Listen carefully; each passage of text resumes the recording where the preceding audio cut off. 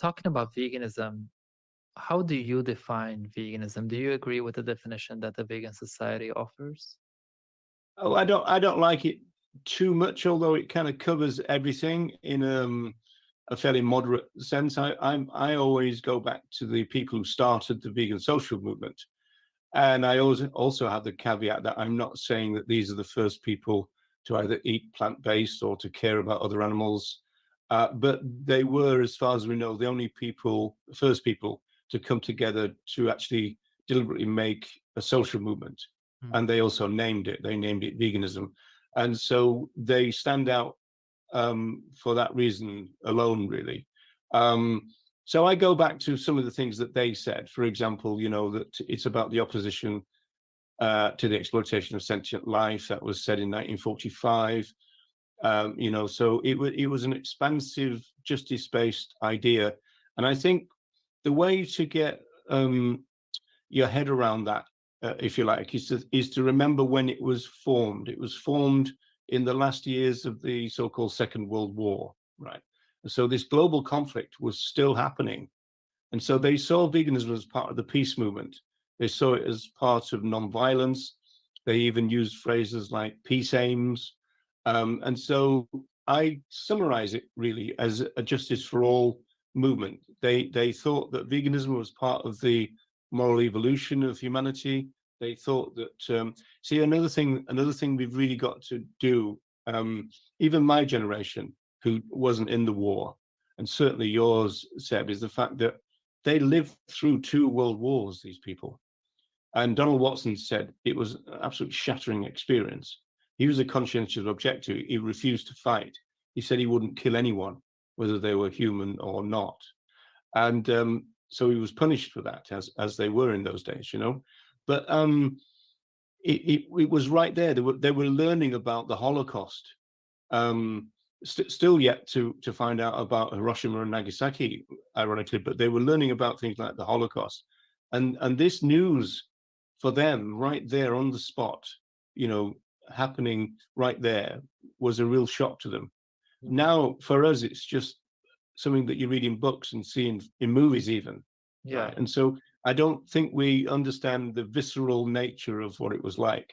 And so they did really see veganism as getting us out of a moral trough.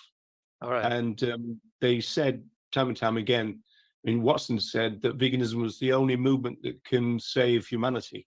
They made massive claims like that. Kathleen Janaway, one of the pioneers, she said that if we can solve the problem of veganism, it will solve the problem of poverty and war. They thought about veganism as a really massive idea. Yeah. And a lot of that has gone now from the movement, that this kind of huge kind of idea that if vegan values came in, it would be absolutely amazing world. Watson said that if the vegan ideal came in, it would be the biggest peaceful revolution in the history of humanity. That's the kind of claims they made about it, That's really, I mean, yeah, it's powerful. And I do think that if we want to really get rid of all discrimination, exploitation, then we should start at the root, which is, in my opinion, speciesism, because it's one of the first, if not the first type of discrimination that you learn, the idea that this individual looks different or thinks different, therefore you have a certain right over them. I mean, that's the Yes. basis of discrimination. Yeah, I agree with that. There's a growing concern that the original philosophy may be slowly being diluted, if not completely lost, in order to make way for a new one which is far more welfarist in nature, where abolition is replaced with the reduction of suffering and improving the lives of those who will still only exist to be used or taken from. And those original values were never intended to be diluted or reduced. The idea of campaigning for better standards and more efficient forms of exploitation in the likes of welfare groups and legislation is essentially not only a complete lack of respect for our foundations, but more importantly for the victims that those foundations were set up to liberate, not continue to use in a nicer environment. Yet worryingly, that seems to be an ever-growing view within the collective. Simply through the use of their language they use or the media they share, this reducitarian paradigm is sweeping in. The question I ask myself is, if I can live in a way that reduces animal suffering, why wouldn't I? Asking others to be as vegan as possible is also beneficial because it asks for reduction, which people are more receptive to than they are to full veganism. It's a relatively young movement. It's about food. I mean, there can be, like I said, a give and take, and that is what I call a symbiosis. I want to create a world which is more ethical and reduces animal suffering as far as is possible. I use the phrasing reduce suffering, and I guess that is the principle I align with more. I think that people are so concerned about suffering that they tend to lead activism into a welfare position. But can we please stop reducing veganism to a welfare movement where all we talk about is animal cruelty? We're not campaigning for comfier cages, and every time we talk about just cruelty, that's where people's heads go. Okay, so that's the kind of opening to it. And Yes. It seems, because one thing that is pretty clear now is that cruelty is the dominant word within the movement right now. Yes. Closely followed by abuse, an abuser.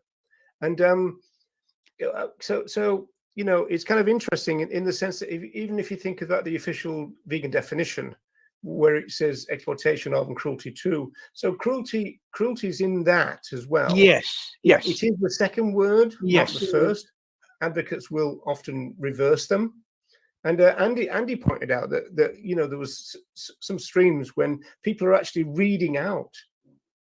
physically reading out the definition, and they still reverse it, even though it's right there in front of them, as it were, because of this kind of dominance of the word. And as I said, I think then it's caused confusion, and I think this is why the modern day advocates often rail against an organization like the RSPCA.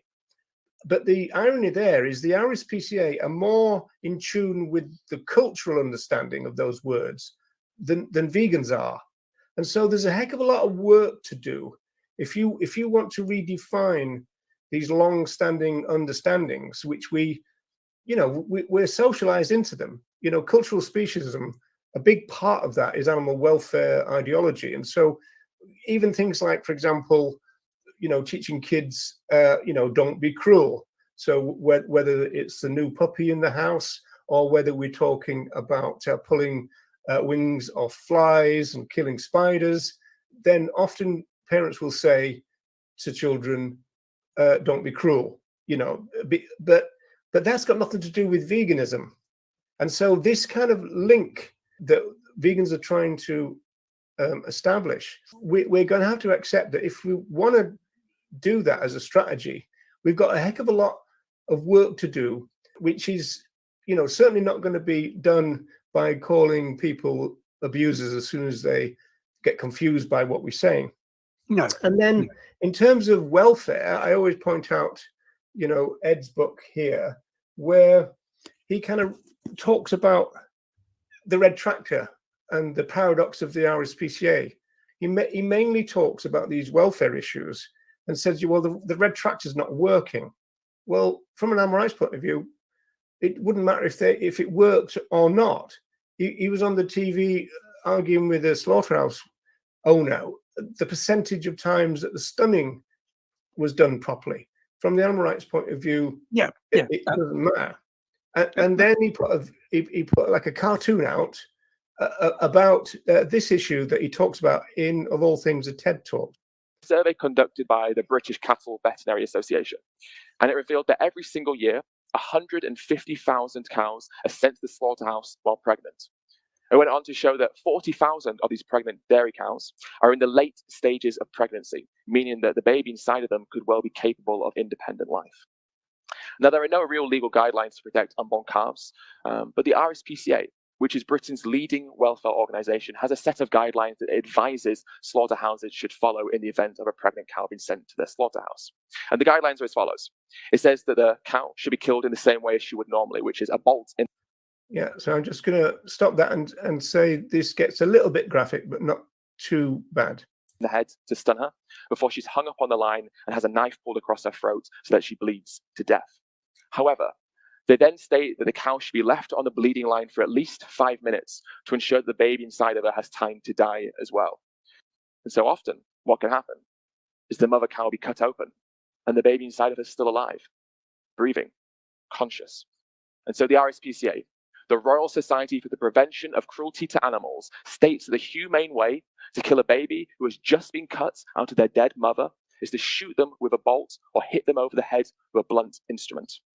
Their first and last experiences of life are on the floor of a slaughterhouse. This is from the blurb, this bit here, which is really interesting. So this is the blurb of the video.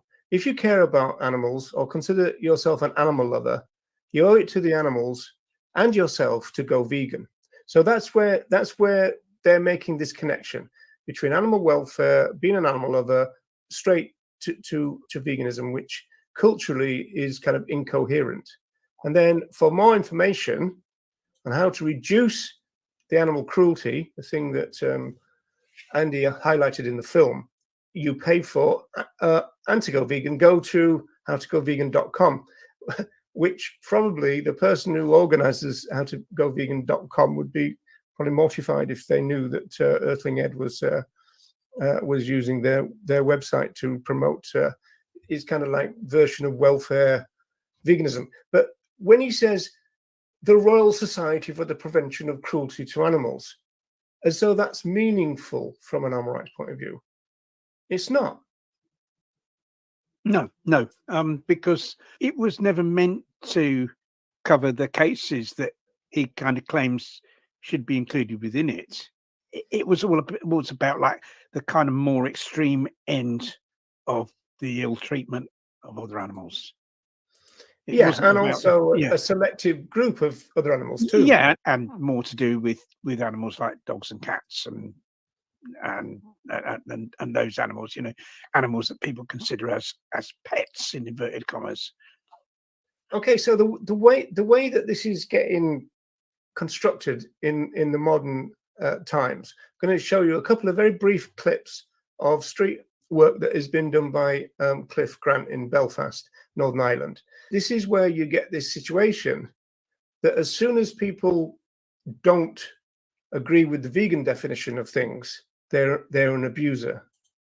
It's an animal abuse. Like, what do you think? Why is it? I'm completely against any form of animal abuse. Are you sure about that? Because 99% of people in this street tell me the same thing, and then they turn around and justify it after like a couple of questions. So I normally ask people. You're challenging me already. I am. in a friendly way, but in a friendly way. Yeah.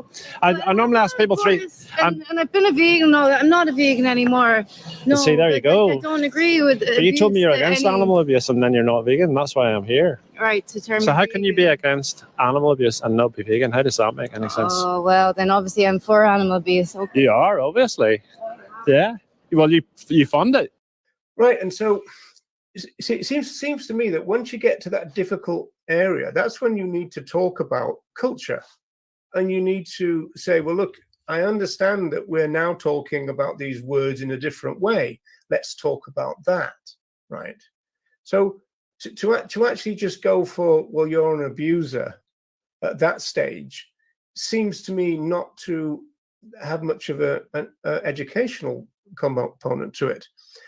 Another thing about it, Ronnie, is it's very popular. They get some lots of views and also lots of comments. I just switched to this for a second. These are some of the comments. First of all, there's a comment from non-vegan. Eating other animals is not abuse. It's called being part of the food chain. So again, that person is articulating the cultural understanding of that word, right? Which is not the vegan understanding of that word. And then somebody said, in theory, she's against animal abuse, but in practice, she endorses and supports it by being non-vegan. Now, That bit is putting together two elements which culturally don't fit, because everybody is against animal abuse. You go down your street and ask people, are you against animal abuse? Or ask them, are you against animal cruelty? And you can guarantee virtually everyone will say yes, right? Which is exactly what they do when Cliff asks them that question. And then he switches to slaughterhouses. And that's when they get confused, because those words have got nothing to do with slaughterhouses and veganism. It's at that point that we need to be able to have a conversation where we explore the confusion between the two definitions, the kind of traditional cultural one, if you like, and the definition that the vegans are trying to, they're trying to redefine it. This is the answer to that top question there. Eating other animals is not abuse. The response is usually this: stabbing animals in the neck is not abuse, right? And so, question mark. Okay, and so this is the attempt to redefine, but there's no discussion. We've got this construction now in the vegan community that there's a direct link between these welfare words, which are essentially RSPCA type words, and veganism. If you try and make this case, just as is made on the street, you run smack bang into the wall of cultural speciesism every single time, because people don't know. Suddenly they're on board with you, and then suddenly they don't know what you're talking about. And you don't explain the switch. You just use it to then say you're an abuser. The question for you, Ronnie, is that is very popular in the movement, but it doesn't seem to be much to do with education to me, but it's to do with clicks and, a lot of comments, things like, oh, you showed her, you exposed that person's hypocrisy, all that kind of stuff. That nobody's ever saying, some people say when they get home, they're going to think about it and say, oh, I'm a hypocrite and everything. I think it's a sort of combative style, isn't it? But that's holding them to account. That's what I'm saying. Yeah, I've had cases where I've been discussing veganism with someone and they've not agreed, and then sometime later I've spoken to them again. They become vegan. It's because I didn't hold them to account, and so because they didn't go away from the conversation disliking me, it meant that they were able to carry on thinking about what I said afterwards. And when they later on thought more about what I said, they came to the conclusion that I was actually right, and they became vegan. Now, if you create a situation where somebody dislikes you, if you accuse somebody of being an abuser and that kind of thing, they're very unlikely to do that. A wall is going to be put up between you and them, and they're much less likely to rethink what you said. And in fact, I agree with that. Yeah. In fact, in that conversation, kind of nothing was said about the reasons for being vegan. Yeah, I've read Tom Reagan. I mean, one of the most interesting things about the animal rights movement is that most people who claim to be animal rights activists are not, because they don't believe in animal rights, because they're doing this for utilitarian grounds. They've read Peter Singer. They think it's about, minimizing suffering. That's not what rights are. Like, to have a right to something means you have an inviolable, impenetrable claim. It's never surprising when you get pushback on the idea of animal rights, but animal rights is quite a modest idea. So it's not about the same rights. It's really about negative rights. So that means protective rights rather than positive rights, like, the right to vote or education, that kind of stuff. That's not part of the deal. So rights are individual things in the sense that they are there to protect individuals who need protection. And of course, other animals need protection more than most. Tom Reagan, the famous animal rights philosopher, said that we can think of rights as protective shields or a fence around each individual, a wall And on that fence or wall, there is a no trespass sign. So that's what it's like. It's kind of saying, you don't come into my space. You don't invade my bodily integrity. Unless you invite someone in, like a lover, for example. But in terms of other animals, the idea is to respect their basic rights, because that's all animal rights is. It's a basic idea. It's quite a modest idea. It's an extension of human rights thinking, but in a modest sense. Really, people shouldn't be afraid of animal rights, although clearly they are. Because, well, I suppose it's got some serious ramifications. Means that you can't experiment on them and wear them and eat them, of course. And so that's what people don't like, because they want to carry on violating the basic rights of other animals because they get some benefit from it. We're not disputing that you get a benefit from it. We're just saying that morally it's wrong. It's wrong to benefit from violating the rights of others. And as I said, animal rights are individual things. They're there to protect the vulnerable. They're there to protect those who need protection from those who would exploit and oppress them. And other animals are the most oppressed and exploited beings on the planet.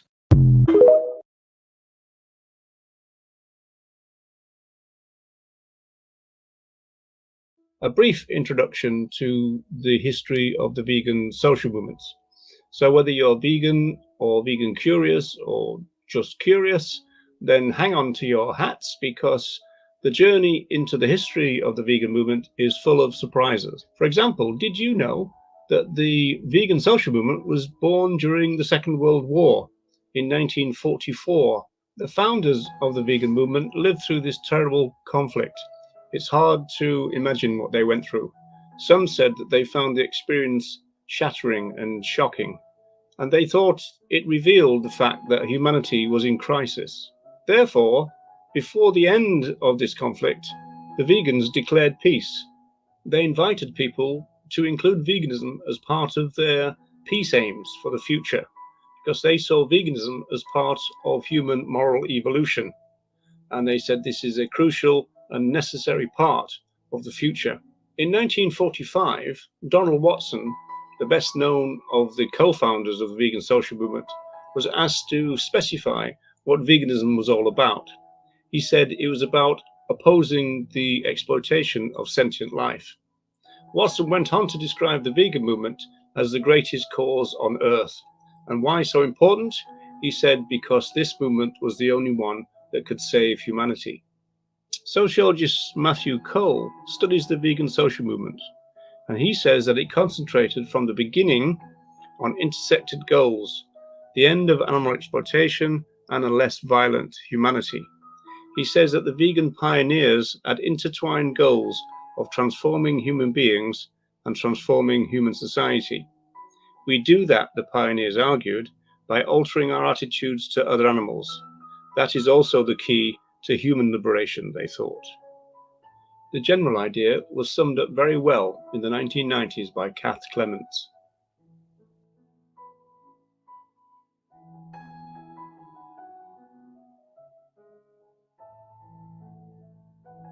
One writer who greatly influenced the vegan social movement was Leslie Cross.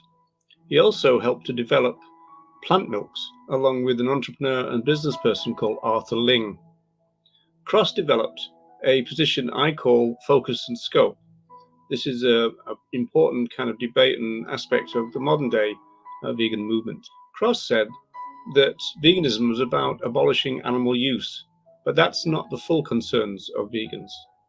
Cross said clearly that vegans are on the side of the liberators. He says in a vegan world, there would be no hunting, no vivisection, no animal agriculture, and so on.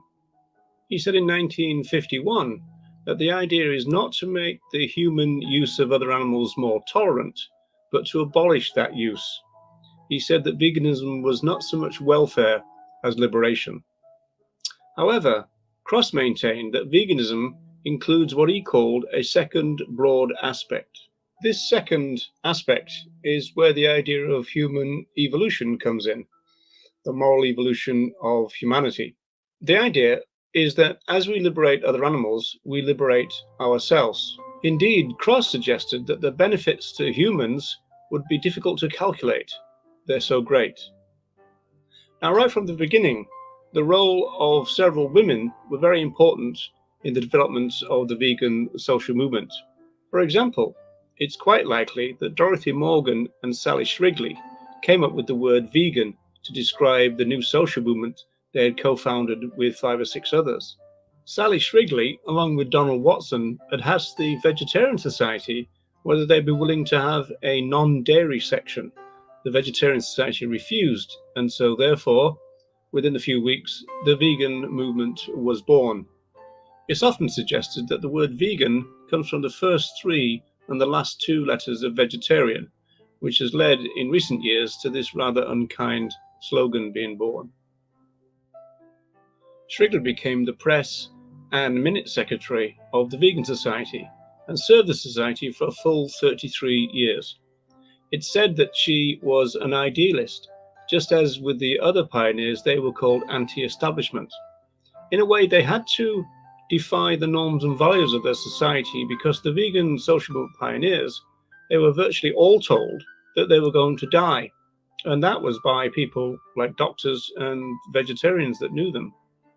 Sociologist Matthew Cole says that another pioneer, Faye Henderson, who wrote some of the Vegan Society's literature and also toured Britain and Ireland in aid of the cause, was the person who originated the idea that we now call vegan education. From 1946, the vegan movement was writing about famine and human food security issues. By 1948, Faye Henderson was suggesting that things were so serious that humanity was threatened. And she developed a theme which was a concern for many years of the vegan pioneers, and that was the quality of the soil. Henderson wrote, "Give and take is a good rule in all phases of life, and it especially applies to our relationship with the soil." This concern about the soil is also contained in one of the most powerful statements by any of the vegan movement pioneers. In 1964, Eva Batt produced a booklet called Why Veganism? And she said that veganism was about a way of living which avoided exploitation of human and other animals, and indeed of the soil. Modern day vegans will know that the dairy industry want only cow milk to bear the words milk. This was an issue right back in the 1960s. The vegan pioneers were already engaged in it. For example, Eva Batt suggested that the word milk should be used in its technical sense. She even argued that butter made from cow milk should be called cow butter. I'm not quite sure that the dairy industry in the 21st century would go for that either. Eva Batt claimed that products with animal parts in it should be clearly labelled. Anyone for calf food cheese, perhaps? You never know. She said this labelling should be the case regardless of whether the other animals were farmed intensively or not. Once again, reinforcing Cross's idea that veganism is about liberation and not welfare. By the time we get to the 1970s, most of what the vegan social movement was doing in terms of producing literature was written by Kathleen Janaway and her husband, Jack. And just like Donald Watson, they were both conscientious objectors during the war years. It's a bit of a vegan in-joke, really, to say that vegan HQ was at the Janaways, because at the time they lived in a village in England called Leatherhead. We get the impression from her writings that Kathleen Janaway had a keen sociological understanding of the problems that social movements face when it comes to forging radical social change. She talks about customs, she talks about the way that children are brought up in terms of tradition and in terms of the values that their parents are transmitting to them generation after generation. Both Kathleen and Jack Janaway seem to adhere to Donald Watson's idea that people need to be ripened up to new ideas, even though those new ideas are tempered by tradition. And Janaway herself was very keen to understand the power of the media in terms of advertising. as, in a way, a block to social movement advancement. In 1976, Kathleen Janaway was featured on the BBC in a program called Open Door. This is where the BBC would allow their resources to be used by social movements in order for the movement to make a film of their own. This film now looks very dated, although it's still available online. In fact, parts of the film were used by comedian Simon Amstell in his pro-vegan mockumentary called Carnage, which was released in 2017. Despite its dated appearance now, the documentary created a huge surge in membership of the vegan social movement back in the day. Kathleen Janaway, like the earliest of the vegan pioneers, was conscious of the fact that human progress, in a moral sense, seemed to have faltered. She believed this was partly due to their exploitation and use of other animals. Janaway argued that humanity needs to end its dependence on slaughterhouses, especially in relation to children.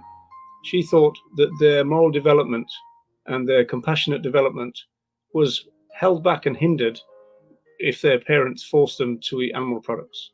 Janaway said that fundamental changes in the values and practices of the dominant world system, which has created a situation in which millions of people and animals already suffer extreme deprivation and die prematurely, is essential.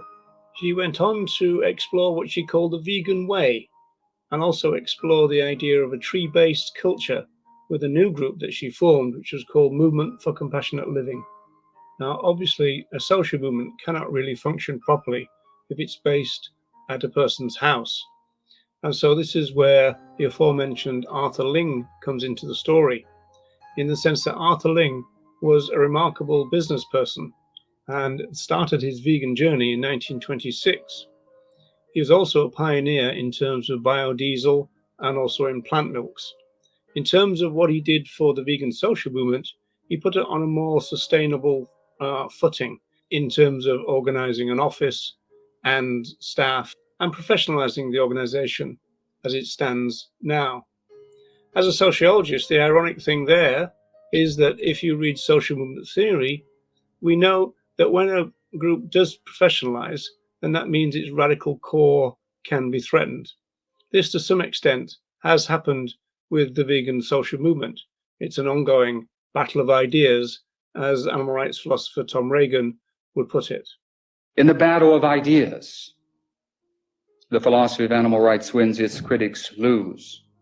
It remains to be seen which side emerges as the victor in the ongoing political battle between what is just and what is not. So, Earthlings, there we have it. That's something of a whistle-stop tour through parts of the history of the vegan social movement. We are left with a picture of a revolutionary group who were really movers and shakers of their time.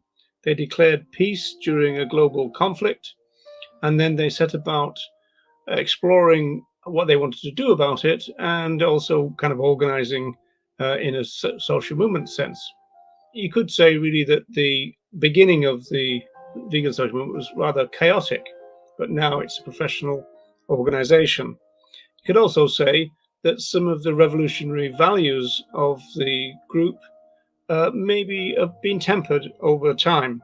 And again, that's part of the discussion that goes on within a social movement. One thing that sociologists know about social movements is that they move, they evolve over time. And there's nothing wrong with that. In fact, that's crucial. Otherwise, they would stagnate.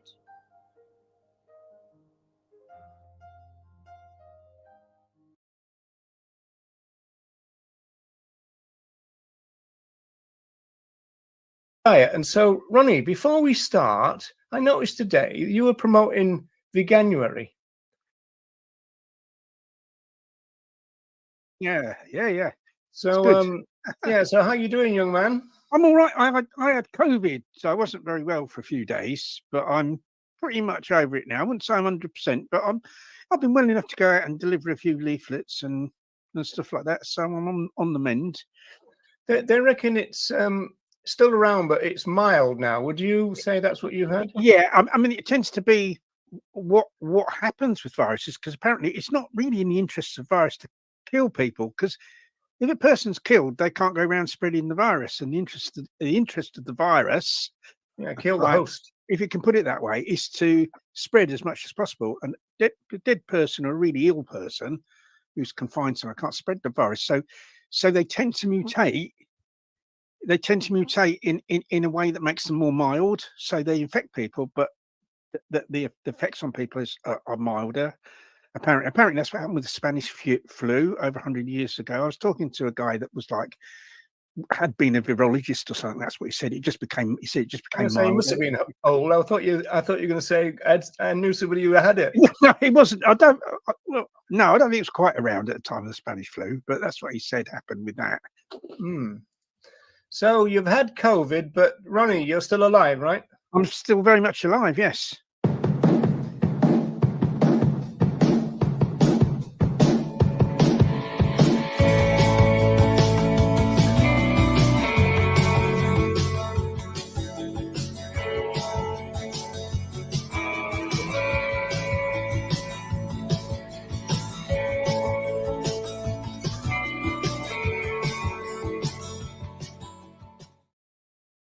Well,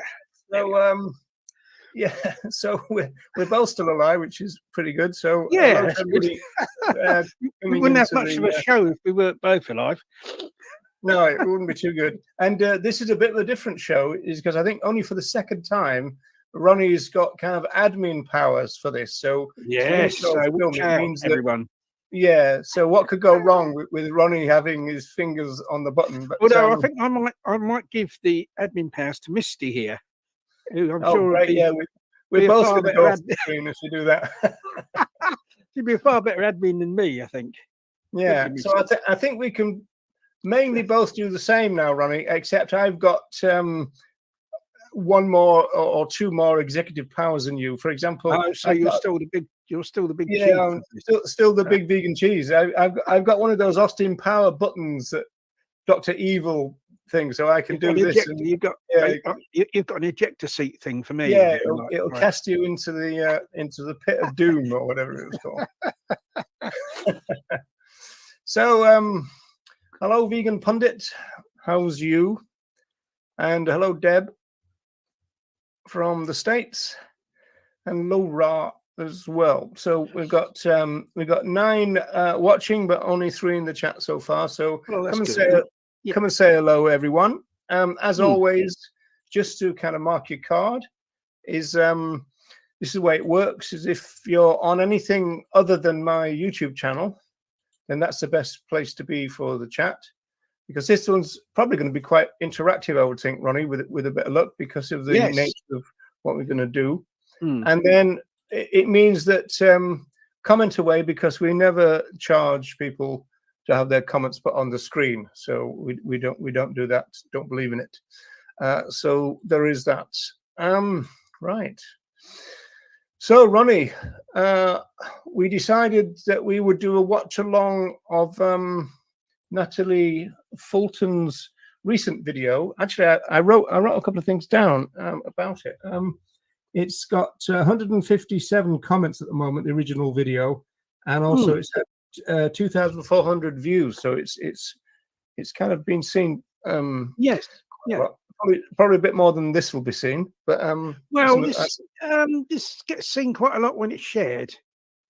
So as well as our viewers that are live, I'll say hello to all the people that watch the shared version when it gets shared on Facebook. Yeah, who are not alive. So yeah.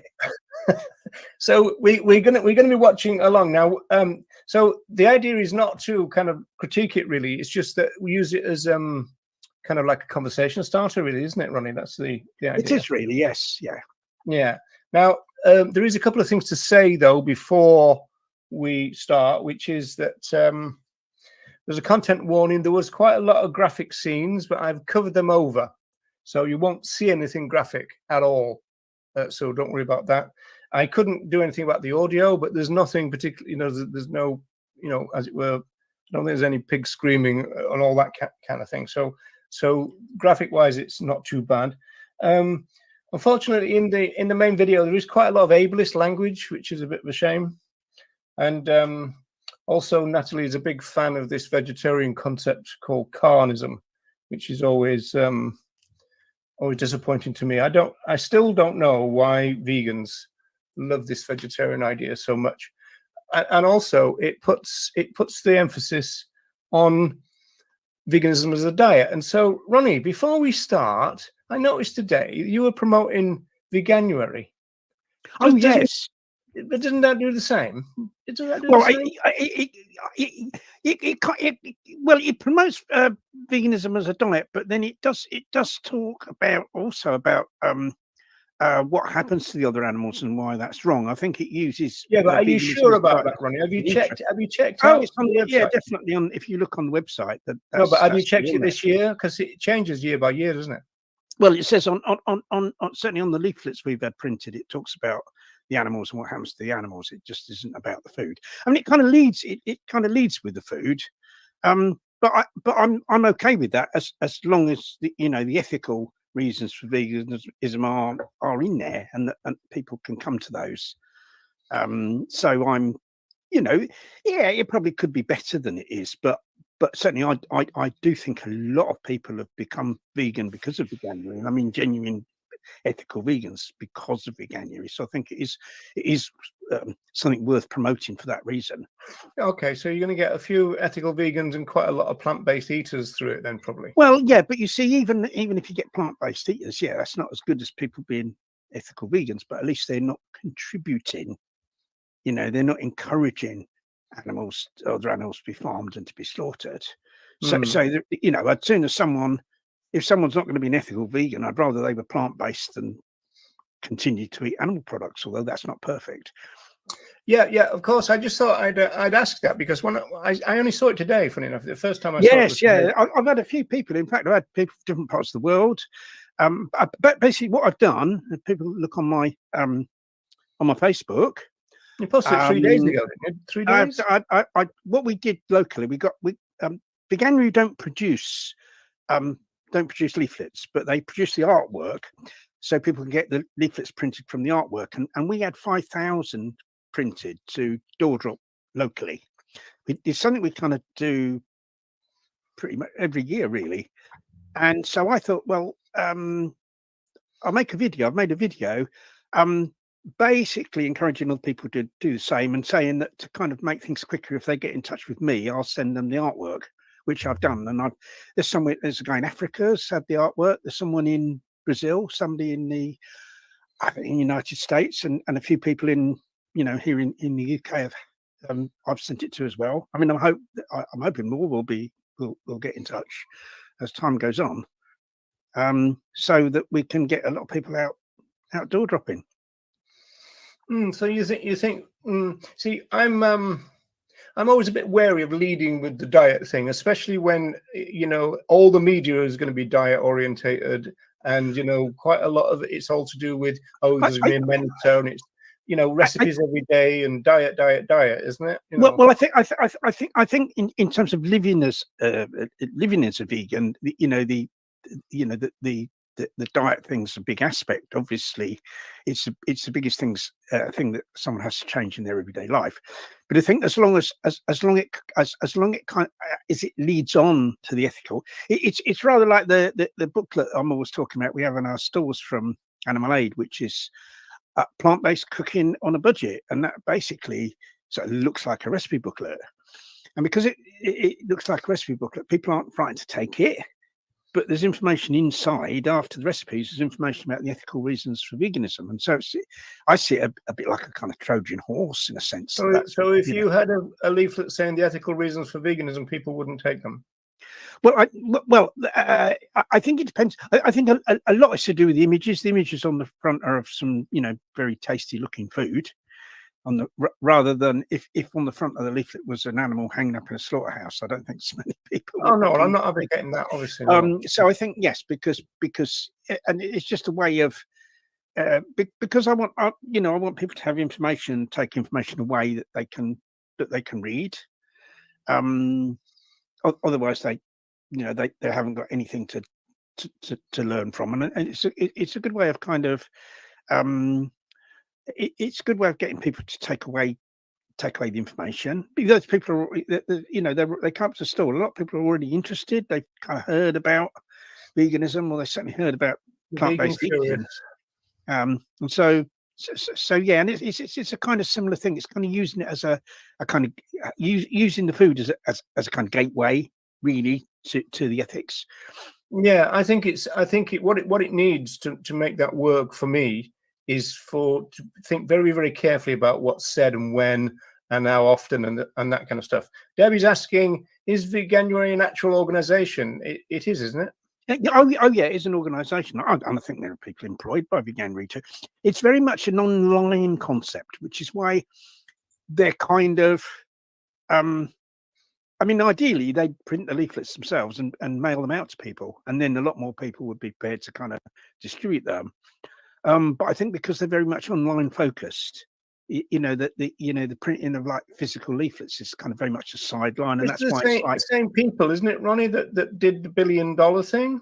No, I'm not sure. I'm not really sure. No, that's some. What was that? What was that organisation? That wasn't Veganuary. Whether it's any of the individual people the same, I don't know. But that was it was called $1 Million Vegan. Was that $1 Million Vegan? Was it? Yeah, but I thought it was the same crowd, but I could be wrong. I mean, it may or may not be. I don't know. Was it the same name? But who knows how many different organisations these people are involved in, or what names they? There's all these different names coming up all the time, isn't there, for things? So yeah, that's the you've heard me make this point before, Ronnie. So yes, I mean, yes, that is true, and I kind of accept that. But I think, like, in terms of in terms of kind of promoting veganism, like I think that you've got to weigh things up, and it is true that that basically, if anyone wants to send a donation, Veganuary are going to get the donation for that. But like, on their website and stuff, they are, providing information that will help people go vegan, or at least help people go plant-based. So they are, these people are putting work in. So it's kind of one of those. And I think the bottom line is, that I'd ask myself is, does Veganuary, or has Veganuary caused people to become vegan? And I think the answer to that is definitely yes. I mean, I know people that become vegan because of Veganuary, so that the answer to that is yes. And so because the answer to that is yes, and I think it's a substantial number, then I think it's something worth promoting, despite the fact that it might not be 100% perfect. Yeah, fair enough. And I mean, I didn't really want to put you on the spot. Well, I did really, but I didn't really want to put you on the spot. No, please, I've been able to promote it. I mean, if anyone I mean, you say people who've gone ethical vegan because of, I mean, how many? Oh, it's hard to say, but I mean, a few, because one of the things I do is I'm always curious as to why people go vegan, and I tend to always, if I get in conversation with vegans, I'll say, one of the things I like to ask them is, what caused you to become vegan? And there have been a few that have said, I did Veganuary, and kind of stuck. I mean, not everyone sticks with it, but obviously they did. But the reason, I mean, it's interesting in like the conclusion I've come to, really, from talking to people, asking why they become vegan, is that we need all manner of promotion of veganism, because there's these days loads of different ways people have become vegan. Well, we've got loads of people doing the diet thing already. That's what I would say to that. And the only thing that I'm a bit skeptical about is the fact that I do know that there was one year where there was quite a lot of ethics, maybe the second year, and that could have been because there was a bit of pushback. And then I noticed that year after, it all gone again. In fact, I think year 3 was even worse than year 1, something like that. So yeah, I always say to people, you need to check the website every year, see if it's still there, I think. Overall, I think people become vegan because, and I think really a considerable number of people become vegan because of it. And even if people only go plant-based, that's still a positive. It's not as positive as we'd like, but it's still, you know, it's still a positive, isn't it? So overall, I think it's a positive initiative and something I'm prepared to promote, really, and try to get other people to promote. You are. You've got no shame. So I've never had shame. No, as you no. know. Okay, so let's do what we're supposed to do. So Natalie Fulton about 2 weeks ago put together a thing. She was kind of saying these are things that vegans should stop saying. They should never say. She was quite certain about it. But then she did say, "I'm not saying don't ever say it. I'm just saying that I don't like them." That's essentially where she was going. So we thought we would use them as starting points. As I said, there is some ableist language in this, but also it's very fast moving. So what we're going to do is take it one question at a time, and I'll try and stop it every time it changes. I think I've vaguely got an idea of where it goes. So we should go. So all right. Now, first of all, Ronnie, you've got to do the face. You've got to do the. I've got to do that. I've got to do the same face as her. Yeah, everybody's got to do the ooh to start off. Yeah, that's it, yeah. Otherwise, the video just don't work. Okay, so here we go. What are the terrible pro-vegan arguments that I wish people would stop using? Just to clarify, I'm not saying that you have to stop using these or that you should never use them. I'm just explaining why I don't like them and what I think you should say instead. When I was in high school, there was one annoying vegetarian named Brian. Now, he wasn't annoying because he was vegetarian. He was annoying for other reasons and happened to be vegetarian. One day, he decided to challenge me and he said, "You can't kill an animal yourself, so why pay someone else to do it?" I remember thinking then, when I was 15 years old, that this was a stupid argument. I easily debunked it by saying, first of all, he doesn't know that I can't kill an animal. I've never tried. Maybe I could do it. Maybe I couldn't. It would be impossible to know because I haven't tried. Then I told him there were many things in my life that I paid for but couldn't do myself. I can't make shirts, but I pay someone to make shirts, and I also told him that he can't grow his own vegetables, but he pays other people to do that. Now that I'm no longer 15, I have even better ways to debunk this ridiculous argument. The idea that the morality of an action is determined by whether or not the person committing the crime is okay with it is absolutely bonkers. Imagine you were explaining that murder is wrong, and you said, "Thou shan't murder because thou couldn't do it to yourself." It may be true that most people wouldn't have the ability to murder someone, but that's not why murder is wrong. Murder is wrong because you're taking someone's life away from them. You're violating their most fundamental right and creating suffering all around them. Jeffrey Dahmer feels comfortable raping and murdering, therefore rape and murder is okay. What? In the same way, buying animal products is wrong because you're violating the animal's rights and creating suffering for them. Whether or not you'd be okay with it has nothing to do with the morality of that action. Is hunting okay because hunters kill the animals they eat? All that being said, I do know some people who are vegan or vegetarian because of that argument, and I understand the point vegans are trying to make, which is that paying someone to kill baby animals for you is fucking pathetic. Well, I personally hate this argument because it falls apart under the slightest logical scrutiny.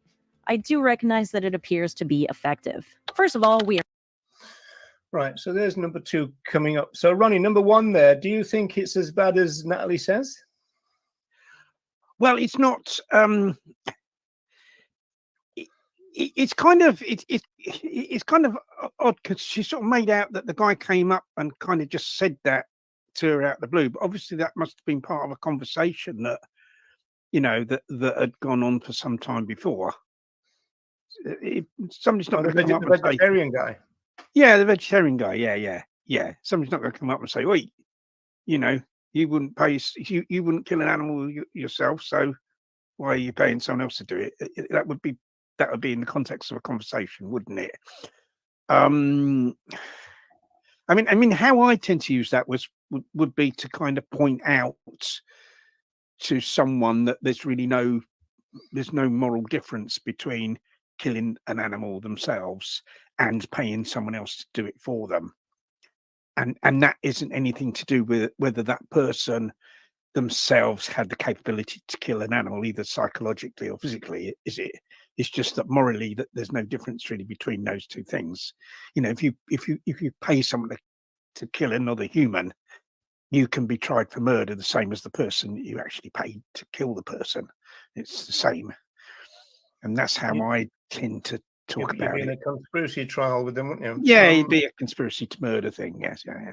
Yeah, well, I agree with you that there is a fact that I think that's a bit of a fault line with all of these, in the sense that these are just isolated, drawn out of it, and you're not quite sure, you know, who said that, where would it go afterwards, who said it first, even, because I think some of these they almost like sound like what a vegan might say if somebody says.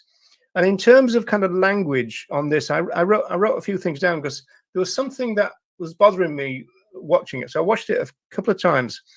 First of all, the actual caption was, "If you can't kill another animal yourself, ... right?"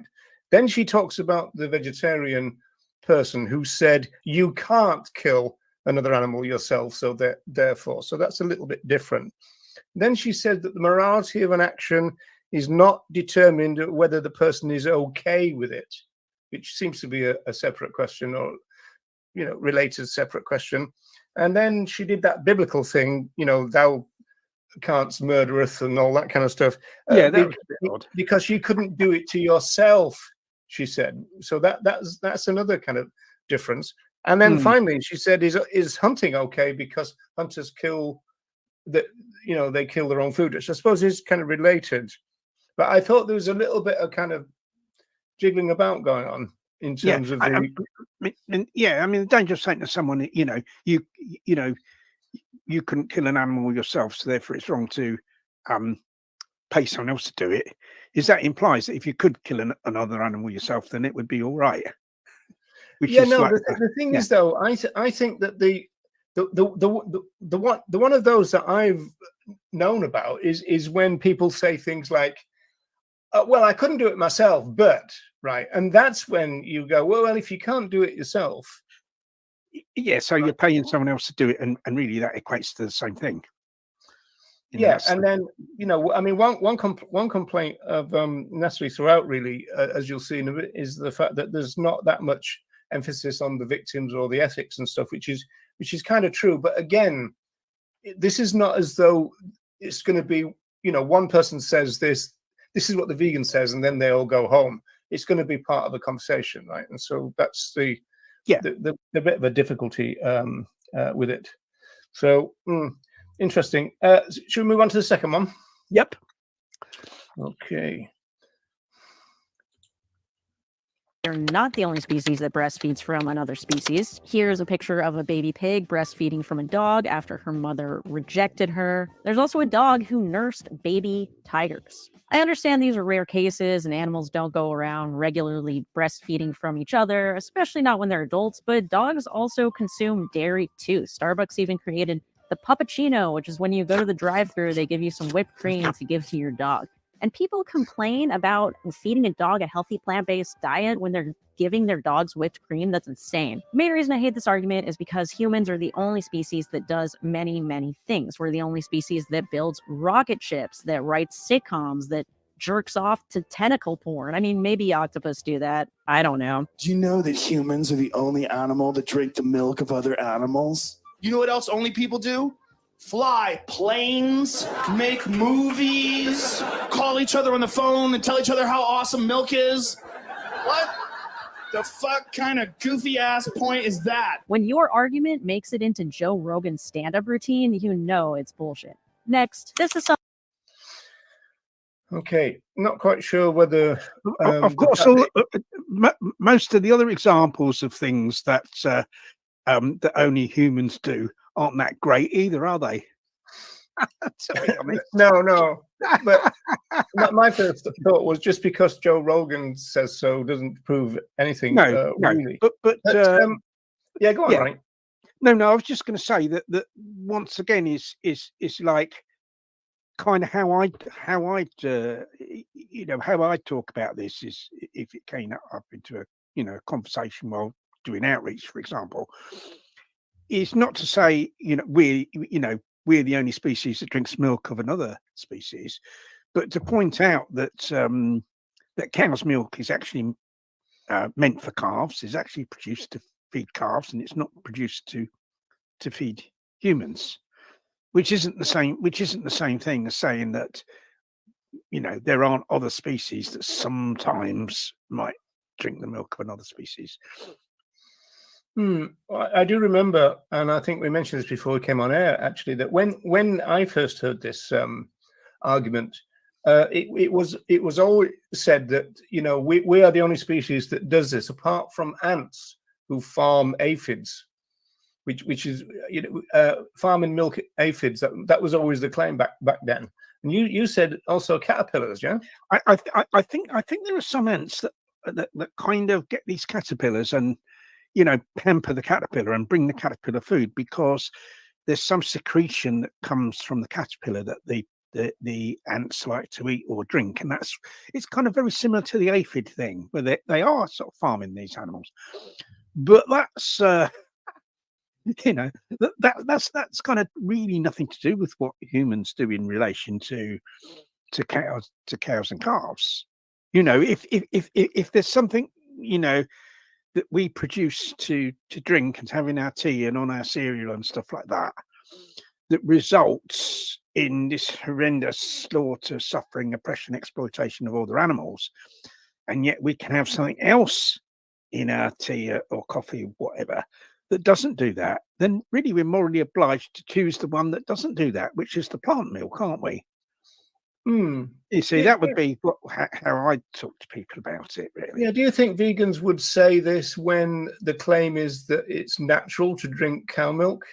Yeah, I think if someone says, "Oh, it's a natural product," then yes, you could respond and say, "Yeah, but hang on a minute, that's the cow's milk is for calves, the same as a human mother's breast milk is for a human child. So how is that? How can you call that natural?" And then they've got to justify why they've said it's natural when it kind of obviously isn't a milk. Yeah, because I mean the plant-based doctors, McGregor, I think in particular, have got a version of this by saying that I think he calls it some, because I always say calf milk. Calf food I call cow milk, but he was saying kind of bovine growth fluid or something like that. Yes, yeah. I mean, that's exactly what it is. Yeah, which is why a lot of humans have to skim it, because it's too fatty in that, really, for humans.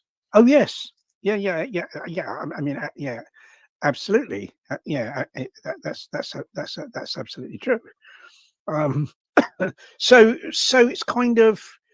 Yeah, this isn't this as Natalie put it, this isn't a good argument to use, as she put it. But I think that you kind of, the fact that that the milk from a cow is meant for a calf is something that kind of is okay to, obviously I okay just to use it as a springboard to talk about rights violations myself. Yes. Here's a question: what did you think of the examples that she gave, Ronnie? For example, she said, here's a dog feeding a piglet, and then here's another dog feeding tigers, and then she's talking about dogs consuming dairy at Starbucks or something. She said, I know these are rare cases. It struck me that these are totally artificial cases, not rare. I mean, like, who brought the piglet to the dog? It's going to have to be a human, right? It would be a human, and this would be an extreme and rare circumstance, wouldn't it? Nowhere anywhere near as widespread as the consumption of like cow's milk by humans. But she was using that to say, "Oh, this proves that humans are not the only ones." But yes, the examples were artificial. Yeah, and as Deb says, they kind of are human caused, aren't they? These are these are things that humans, I mean, you're not going to get that wouldn't happen in were humans not part of the equation. Those things wouldn't happen. In where humans weren't involved, just totally in the natural world, those things wouldn't happen. Yeah, she kind of implies the rare cases wouldn't happen a lot, but they wouldn't happen at all, would they? No, they wouldn't. Not without the intervention of humans. No, or the impact of humans. That's yeah, very true. Yeah, that's quite an interesting one. And then she also said humans are the only species that do many things. Not quite sure where that gets us, but I can kind of understand why she might not be too keen on that, I guess. So here's one I think that we've both come across in the past, Ronnie. So let's see if we can do this one. Something you hear at Cubes when meat eaters don't want to watch the cruelty they're funding. I understand why this argument is popular because it highlights the hypocrisy of non-vegans being unable to stomach what they literally put into their stomachs. However, I think this argument misses a bigger point, which is that watching slaughterhouse footage is unpleasant and eating meat is enjoyable. I mean, not for vegans who know where it comes from, but carnists love it. They get the benefits of animal slaughter without having to deal with it psychologically, so why would they want to? However, my main problem with this argument is that you're forgetting the actual victims, the animals. You're framing the flesh as not being good enough for the meat eater when instead we should be focusing on the harm it causes to the animals. When people refuse to watch footage, I prefer to say this: if you won't watch it, how is it fair for you to pay for animals to go through it? This centers the animals and reminds carnists that they should have to watch something they're literally paying for someone else to go through. Sometimes I see.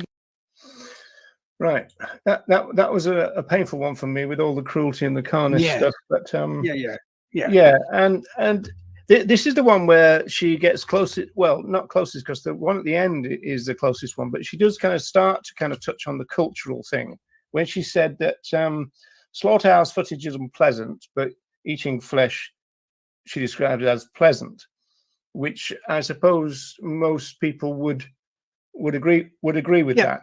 And so they would then go, well, why should I want the pleasure, but I don't want the unpleasure. Yeah, but I mean, basically, you've got to get people to kind of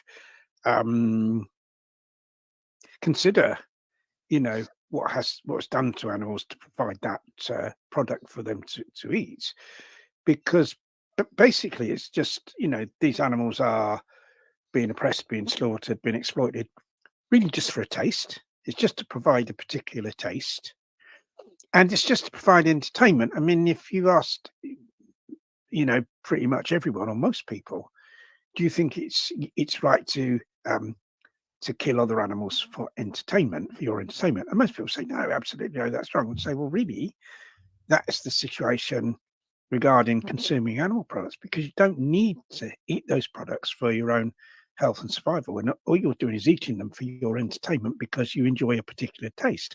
And is that justifiable? Yeah, do you think it's I mean, it's potentially a conversation starter, really, isn't it? In the sense that you can then ask, well, I see you're having difficulty watching this, but isn't that in itself interesting? The fact yes, that, of course, that can be used as a conversation starter. And of course, I think it kind of is, where people do the type of outreach where they show these, get people to watch the videos. Yeah. Do you remember the Late Show that we have with Tom Reagan? There was a bit where somebody in the audience tried this kind of gambit, and the guy who was being questioned, this horrible kind of patriarchal guy, he said, well, I've never seen childbirth, but I love my children, kind of thing. And so he's making this distinction that you would naturally separate out the unpleasant from the pleasant. And we know from Freud that people go out their way to avoid unpleasure, as he put it. But that doesn't mean that they don't want the pleasure. What they would try to do then is disconnect it in their mind. Yeah, it's a question of what the price of that pleasure is. You see, and that doesn't really tie in with the childbirth thing. When a child is born, that child isn't being oppressed or exploited. That child is just being kind of, so to speak, brought into the world, aren't they? And although it might not be a particularly pleasant thing to see, it isn't a situation of oppression, is it? Which is completely different to the situation of animals. Well, some people would argue it was, but we won't go there. But Deb is saying paying someone else to do it can include a lot of activities. Bad argument, in my humble opinion. So, was that your argument, Ronnie, or was it? No. Well, it's how you say it. In other words, that to say, if you if you can't do it yourself, you shouldn't pay someone else to do it. That was kind of the argument that I think Natalie was kind of was talking Yeah, about. I'd almost like do the sociology of it and go, yeah, you know, I find it interesting that you're distressed by watching this thing that you do pay for. You understand that you pay for it, you know. So, so let's explore that. I think that is where the kind of cultural conversation could start. Yeah. I mean, you know, what I would say is that really there is no difference morally between doing it yourself and paying someone else to do it for you. You know, that's the approach I take, and that's rather different, because that has nothing to do with whether you could do it yourself at all. It's to do with those things really being the moral equivalent of one another. Yeah, so it's a kind of distant relation of number one then point, really, isn't it? I suppose. Yeah. Okay, so we're up to number 4 now. This is disingenuous arguments. See what we make of this. Vegans who I know for a fact are atheists making Christian arguments, and it just makes me cringe. I understand that it's important to meet people where they're at, but you can do that without lying to them. I would never make the argument that the devil is more likely to have created slaughterhouses because I don't believe in the devil. That's just as absurd as me arguing that Harry Potter would be vegan. Hermione, though, really should be vegan, and it's honestly insane that she's not. I mean, all that stuff with the house elves and she's torturing animals 3 times a day, it just makes no sense. But I consider the Bible to be fiction, so me using the Bible to argue for veganism would be absurd. That being said, if you are religious, use all the religious arguments that you want. The point is that you have to be honest with yourself and the person you're talking to. It's like when you go home for Christmas and your uncle, who only eats Popeyes and McDonald's, tells you that a vegan diet is unhealthy. You just can't take it seriously. Anytime a vegan is making an argument that they don't really believe, the non-vegan can sense it and it will discredit the vegan. Think about the salesperson who's trying to sell a product that they don't believe in. The customers can sense it and are less likely to buy. When people ask me about outreach, one thing I always emphasize is being true to yourself. Since we don't have data on what works during outreach, it makes sense to do what's honest for you and keeps you doing outreach. If you're naturally more aggressive, be more aggressive during outreach. If you're a bit more soft-spoken, then roll with that. Don't try to be someone else because it's unsustainable and it will burn you out. Every time. So she's dealt with a couple of separate things there, hasn't she? Yeah, I think she has. Yeah. So there's 2 points. I mean, the first one is about, like, you know, pretending to be religious when you're discussing veganism with religious people. I mean, we had a guy in our group that used to pretend to be a Christian and go and talk to Christian people. I kind of always hated it. Because he wasn't a Christian and he used to pretend to go and try and persuade Christians to become vegan. Because I don't think you need to. I don't think you need to do that. I mean, I was doing a stall. It must be a couple of years now, and some Jehovah's Witnesses came up, and I think they were trying to convert me to Jehovah or something. You know what they do. And I started talking to them about veganism. And of course, the difficulty is with that situation is, are you going to have a discussion regarding veganism, or are you going to have a discussion about the existence of God? I'm an atheist, so I think religion is nonsense, mumbo jumbo, and I think, although I think there's some very, very good religious people and some very, very good religious people that, you know, promote veganism and animal rights, I think they'd be like that anyway, even without religion. And I think religion is and has been a major driver of speciesism and human supremacy. So that's my position. You know, I'm a committed atheist. But was I going to argue with these Jehovah's Witnesses as to whether or not God existed, or was I going to talk about veganism? So they said, "Oh, God says that we can eat meat." So I said, does God say that you did he say you had to? Of course, for them, God's a him. Did he say that you have to eat meat? did he order you to eat meat? Oh, no. He said that we can. I said, therefore, it's nothing to do with God. You're still making a personal choice as to whether to eat meat or not. That's still your choice. It's nothing to do with God. So let's not talk about God. Let's talk about that personal choice that you've made. And I said, do you believe God is all good, all loving and all that? And of course I do. And I said, well, then why would God want other animals to be slaughtered and to suffer and to be oppressed when that's not necessary? Why would a loving, good God want that? You see, so I kind of met them where they were without me pretending to be religious. I challenged them on what they believed already themselves, if you see what I mean. Yeah, because but just because you're an atheist doesn't mean you can't cite the Bible. I mean, no. I mean, like one thing you could say is the last time I looked, didn't it say "Thou shalt not kill"? Yeah, and then they need then you've asked them a question. So I think it's always important to ask people questions, and then so they have to respond, because then they have to think rather than constantly telling people. You see, I think one of the mistakes people make when they're doing outreach is they try to say too much. They try to tell everyone everything, and have all this stuff gushing out of their mouth about what happens to the animals. I kind of think that's a mistake. I think that it's important to probably let the other person do most of the talking and to just ask them questions, so they've got to think themselves about things, if you see what I mean. And then also you're less likely to get into an argument, because you're kind of discussing what their views are and kind of perhaps gently challenging what their views were. And I said, in the end, these guys just walked off because they obviously knew that I wasn't going to become a Jehovah's Witness. But you could tell that I could tell I'd given them something to think about, because they weren't able to counter what I said. And we did. It was all very friendly, and there was no argument there. But they obviously had difficulty. Kind of, how could this thing about how could a loving, God that's loving and kind and all these nice things they think God is, how could that God, want animals to be slaughtered when they don't need to be, for instance? I could see they had difficulties with that.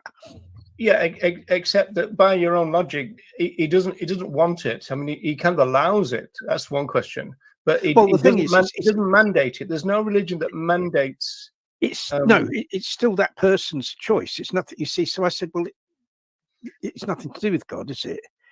Your choice to consume animal products is just to do with you. It's nothing to do with God.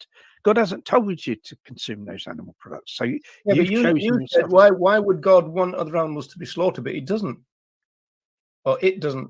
She doesn't. Well, no, exactly. But you see, that's right. So I was thinking, well, they believe these things already, and let's kind of shine the light of what they believe already on their consumption of animal products. Yeah, but the point is, Ronnie, that I think that naturally kind of implies that only religious people should be able to talk about religious arguments, but there's no reason why you couldn't, deconstruct it the way that you have.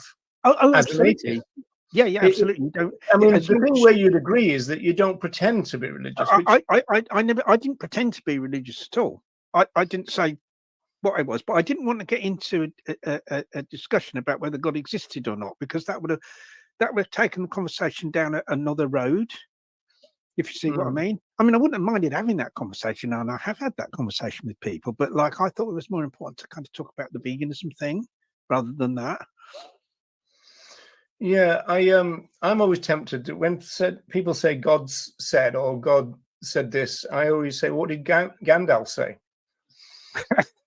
Well, I tend to talk about the tooth fairy. That tends to be my my other imaginary character. Yeah, well, Tom Reagan was pretty religious, and so he would. I mean, he's got this film called "We Are All Noah" for a start, and so he would take on the religious argument, because he would talk about how the Garden of Eden was a vegan garden.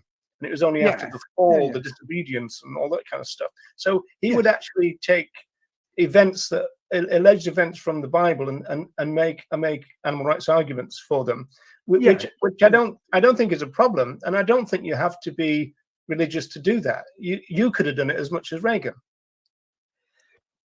Oh yes, like if that's what that person believes in, you meet them where they are.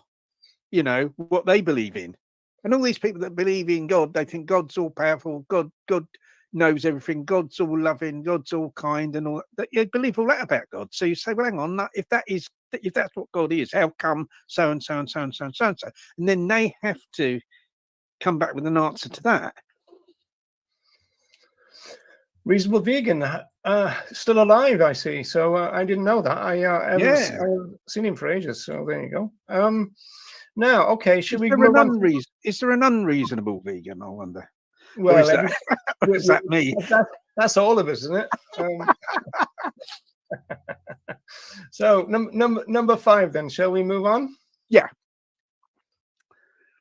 I debunk appeals to nature with Cardis, the vegans jump in with their own version. You'll hear vegans say that we're herbivores and eating meat is unnatural, and honestly, I'm not sure what definition of natural they're using. To me, natural just means something that happens in nature. Although I wanted to stop there because naturally something that happens in nature. So yeah, I was just thinking that previous clip, we didn't cover the kind of second part of that, which is where Natalie mentions about when people are doing outreach, doing what you feel comfortable with, didn't she? And that was kind of, that wasn't really connected with the previous bit, but I don't know whether we want to say a little bit about that, because I kind of tend to agree with what she said there.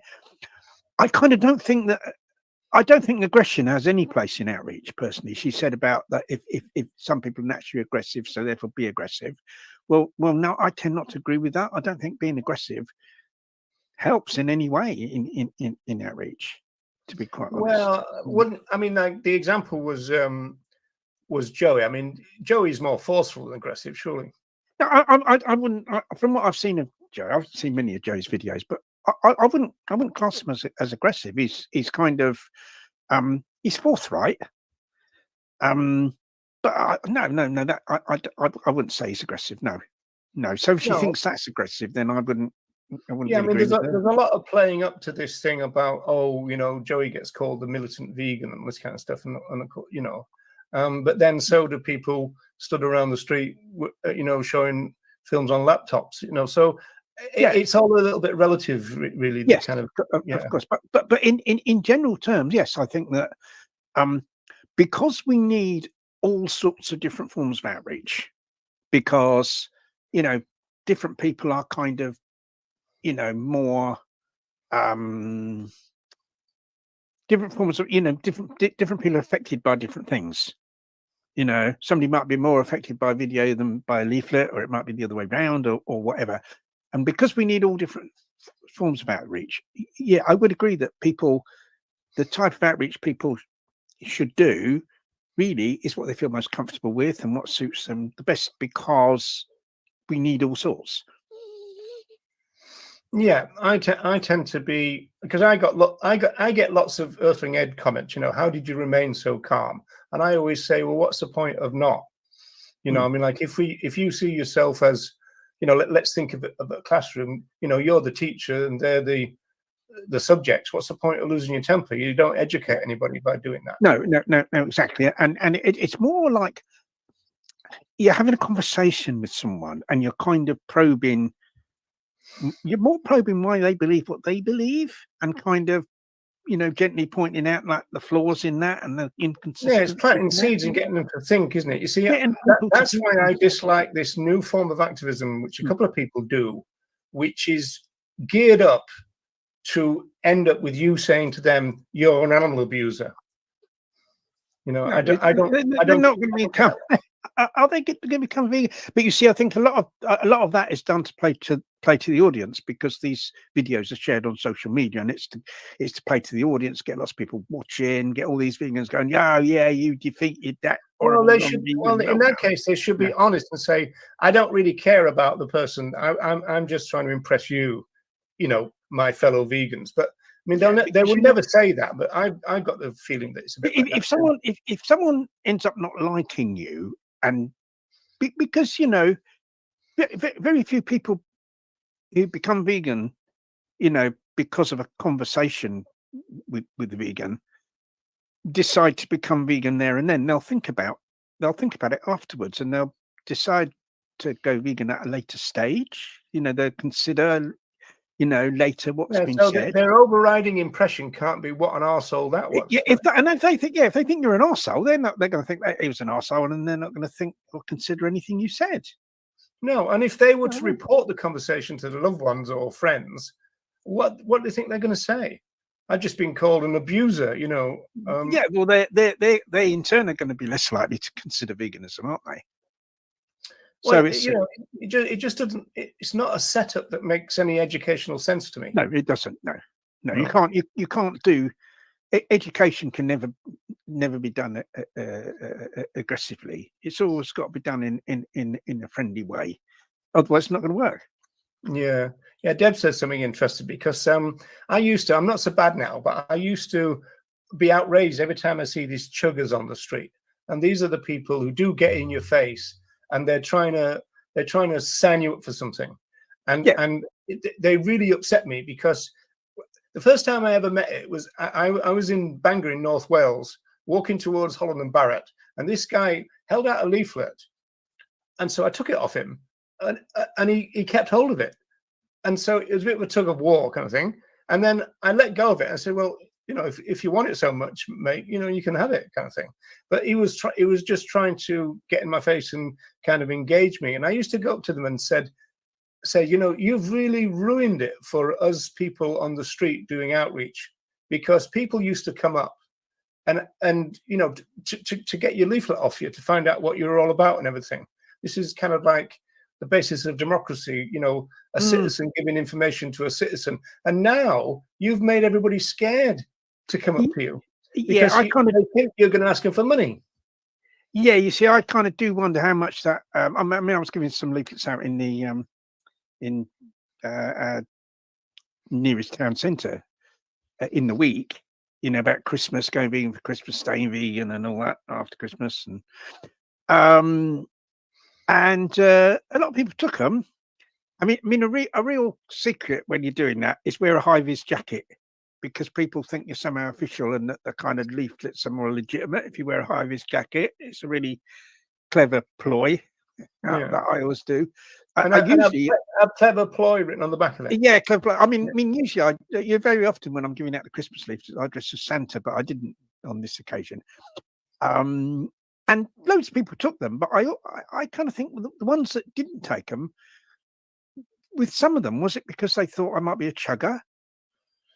Yeah, I tell you what I've always found is that if you can have long periods where you can't give anything away, but then when you do, and other people see that, then you'll get a whole run of people. Yeah, absolutely. You dread it. You've got a line of people coming up to you, and they're taking the leaflets, and one doesn't take the leaflet, and then you dread it, because all the ones after them, they go, oh, there's something wrong there. And then you're praying for someone. Well, not praying, but like hoping that someone is going to take a leaflet. And then they take a leaflet, and then it goes to show how people are like kind of copy what other people do. Oh, we are a product of our societies, but that's you're right. You're a very bad atheist if you're going around praying, Ronnie. No, I just that was a slip of the tongue. I told you I've told it before, but on one occasion when I was dressed as Santa giving out the Christmas leaflets, we have Mormons that patrol the town centre trying to convert people to God or Mormon or wherever it is that they believe in. Oh, they believe in God, I think. Because this one come up to me and said to me, can I talk to you about God? And I was there, I was there, in my Santa outfit, you see. I said, he said, can I talk to you about God? I said, no. I said, right place and time. Yeah. I said, I don't believe in non-existent beings. Like me. Yeah, and he said to me, well, why are you dressed as one then? I thought, blimey, it's a Mormon with a sense of humour. I thought, if they get to know about him, they'll throw him out, the Mormons, for having a sense of humour. I thought it was quite good, actually. I said, I said, well, I'll tell you what, you take one of my leaflets and I'll take one of your Mormon ones, which I wasn't interested, but I thought if it means that he takes my leaflet, then all right. Yeah, I've got a question about you in a Santa suit, Ronnie, because as far as I'm aware of the kind of stereotype, and the iconic figure. I mean, Santa is a rather large, rotund Yes, individual. And, I'd be better off dressed as an elf, really, wouldn't I? To be quite honest. yeah. I haven't got an elf outfit. Oh, you see, Santa is real, so there you go. Santa's real. Tooth Fairy's real. Tooth God's Fairy's real. There we real. are. They're all real. Yeah. That's it. Well, you know, when and you all put the other when ones. you put the tooth under the pillow, is it there in the morning? No. So, No. Well, you see, the thing is, I was thinking that, like, conclusive proof. it would be like, wouldn't it be really dangerous, you know, if you had people worshipping the Tooth Fairy, that they'd kind of start on some kind of like, I don't know, like a jihad thing where they went around killing people for their teeth to put under the pillow. And that would be. Yeah, there's one. You see, look at that, Ronnie. Santa exploiter. Well, yes, Santa. Yeah, he's an animal exploiter. Yeah, Mm. he is. Yeah, he's oppressor of other Mm. animals. Really, that's very, very true. And the elves. I mean, are the elves on a living wage? Probably not.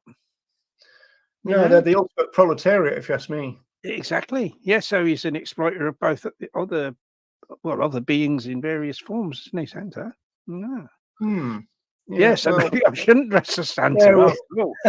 we're knocking them down like Skittles here today. Anyway, we're on to the. Yeah, we won't let the elves union. Yeah, no, I don't think. No, I'm sure he won't. It's like, I mean, they ought to rise up. There ought to be like a big rebellion of elves, and you know, then Christmas. Well, that would probably be the end of Christmas, then, wouldn't it? You know, whether that would be a bad thing or I don't know.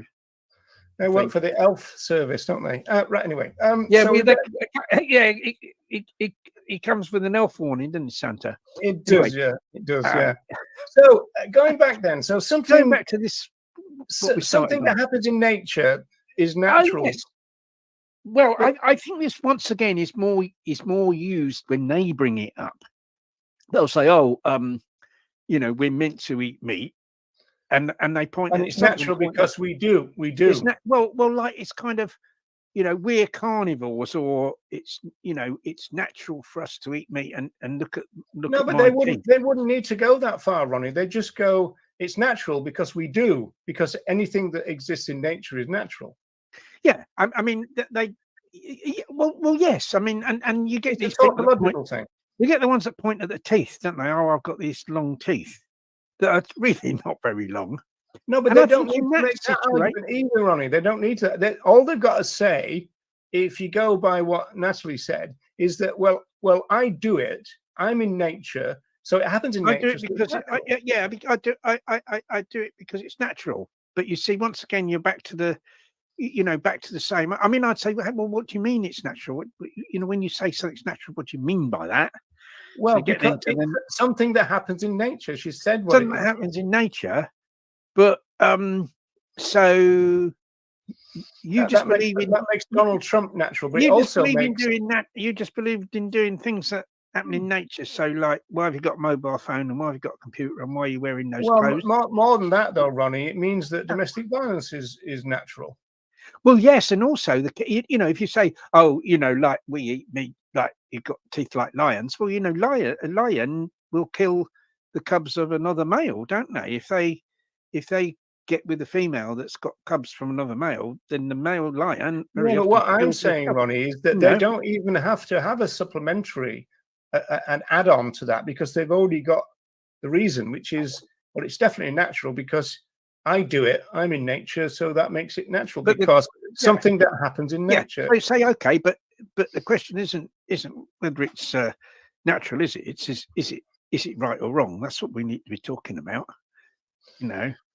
And get yeah. Well, in fact, we're going to come on to that because she does make the point that, you know, this ultimately is about morality, and of course we're going to agree with that. So let's see if we can go ahead. Though we have somewhat separated ourselves from the natural world, we can see that our ancestors in nature did eat animals. In fact, they drove most megafauna toward extinction in order to feast on their corpses. If vegans want to argue that the meat industry today is unnatural, I completely agree. Animals are artificially bred, genetically modified, confined, and slaughtered by giant machines at a fraction of their natural lifespan. There is nothing about industrial animal agriculture that resembles anything close to what we would see in nature. However, that's not the argument vegans typically make. They'll come in with sources about how we're herbivores, and the point I'm making is that it doesn't matter. Doesn't matter whether we're omnivores, herbivores, or frugivores when you're talking about morality. And since most people consider us omnivorous, getting into biology is a waste of time. Just debunk the appeal to nature and move on. Don't roll around in the mud trying to use biology to justify your decision making. This sounds Yeah, I agree with that. And of course, you know, I've Well, pointed out to people, it doesn't matter about the argument that if they say we're carnivores, it doesn't matter. You don't need to respond to that. well, the thing is, I mean, biologically, we're omnivores, in fact. No, she said that doesn't matter. It kind of, if someone says, "Oh, we're carnivores," and then so I'd say, "Well, you eat nothing but meat, then, do you, like a carnivore?" And of course, that's not true.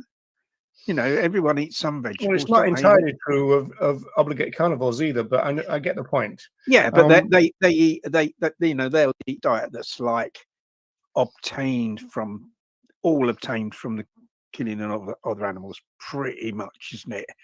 You know, where the vegetable matter they tend to consume is from those other animals' stomachs.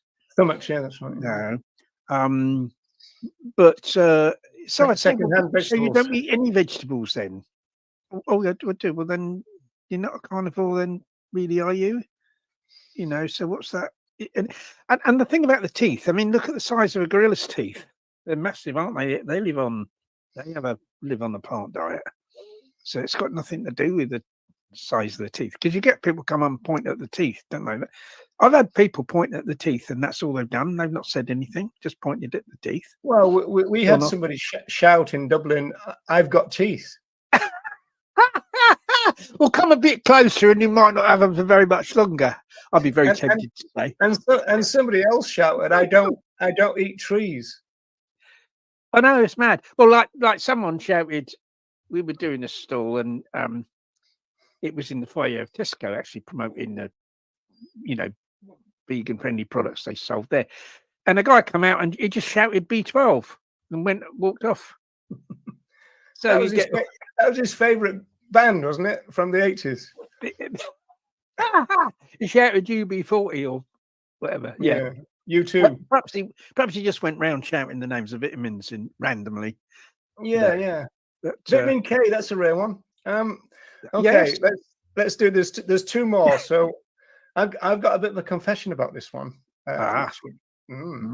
Sounds nice, and there is some evidence that we can absorb cortisol from animals that are stressed. But other than that, we need to steer clear of spiritual claims. If you say that someone can absorb the animal's stress, they can turn around and say they can absorb the animal's strength.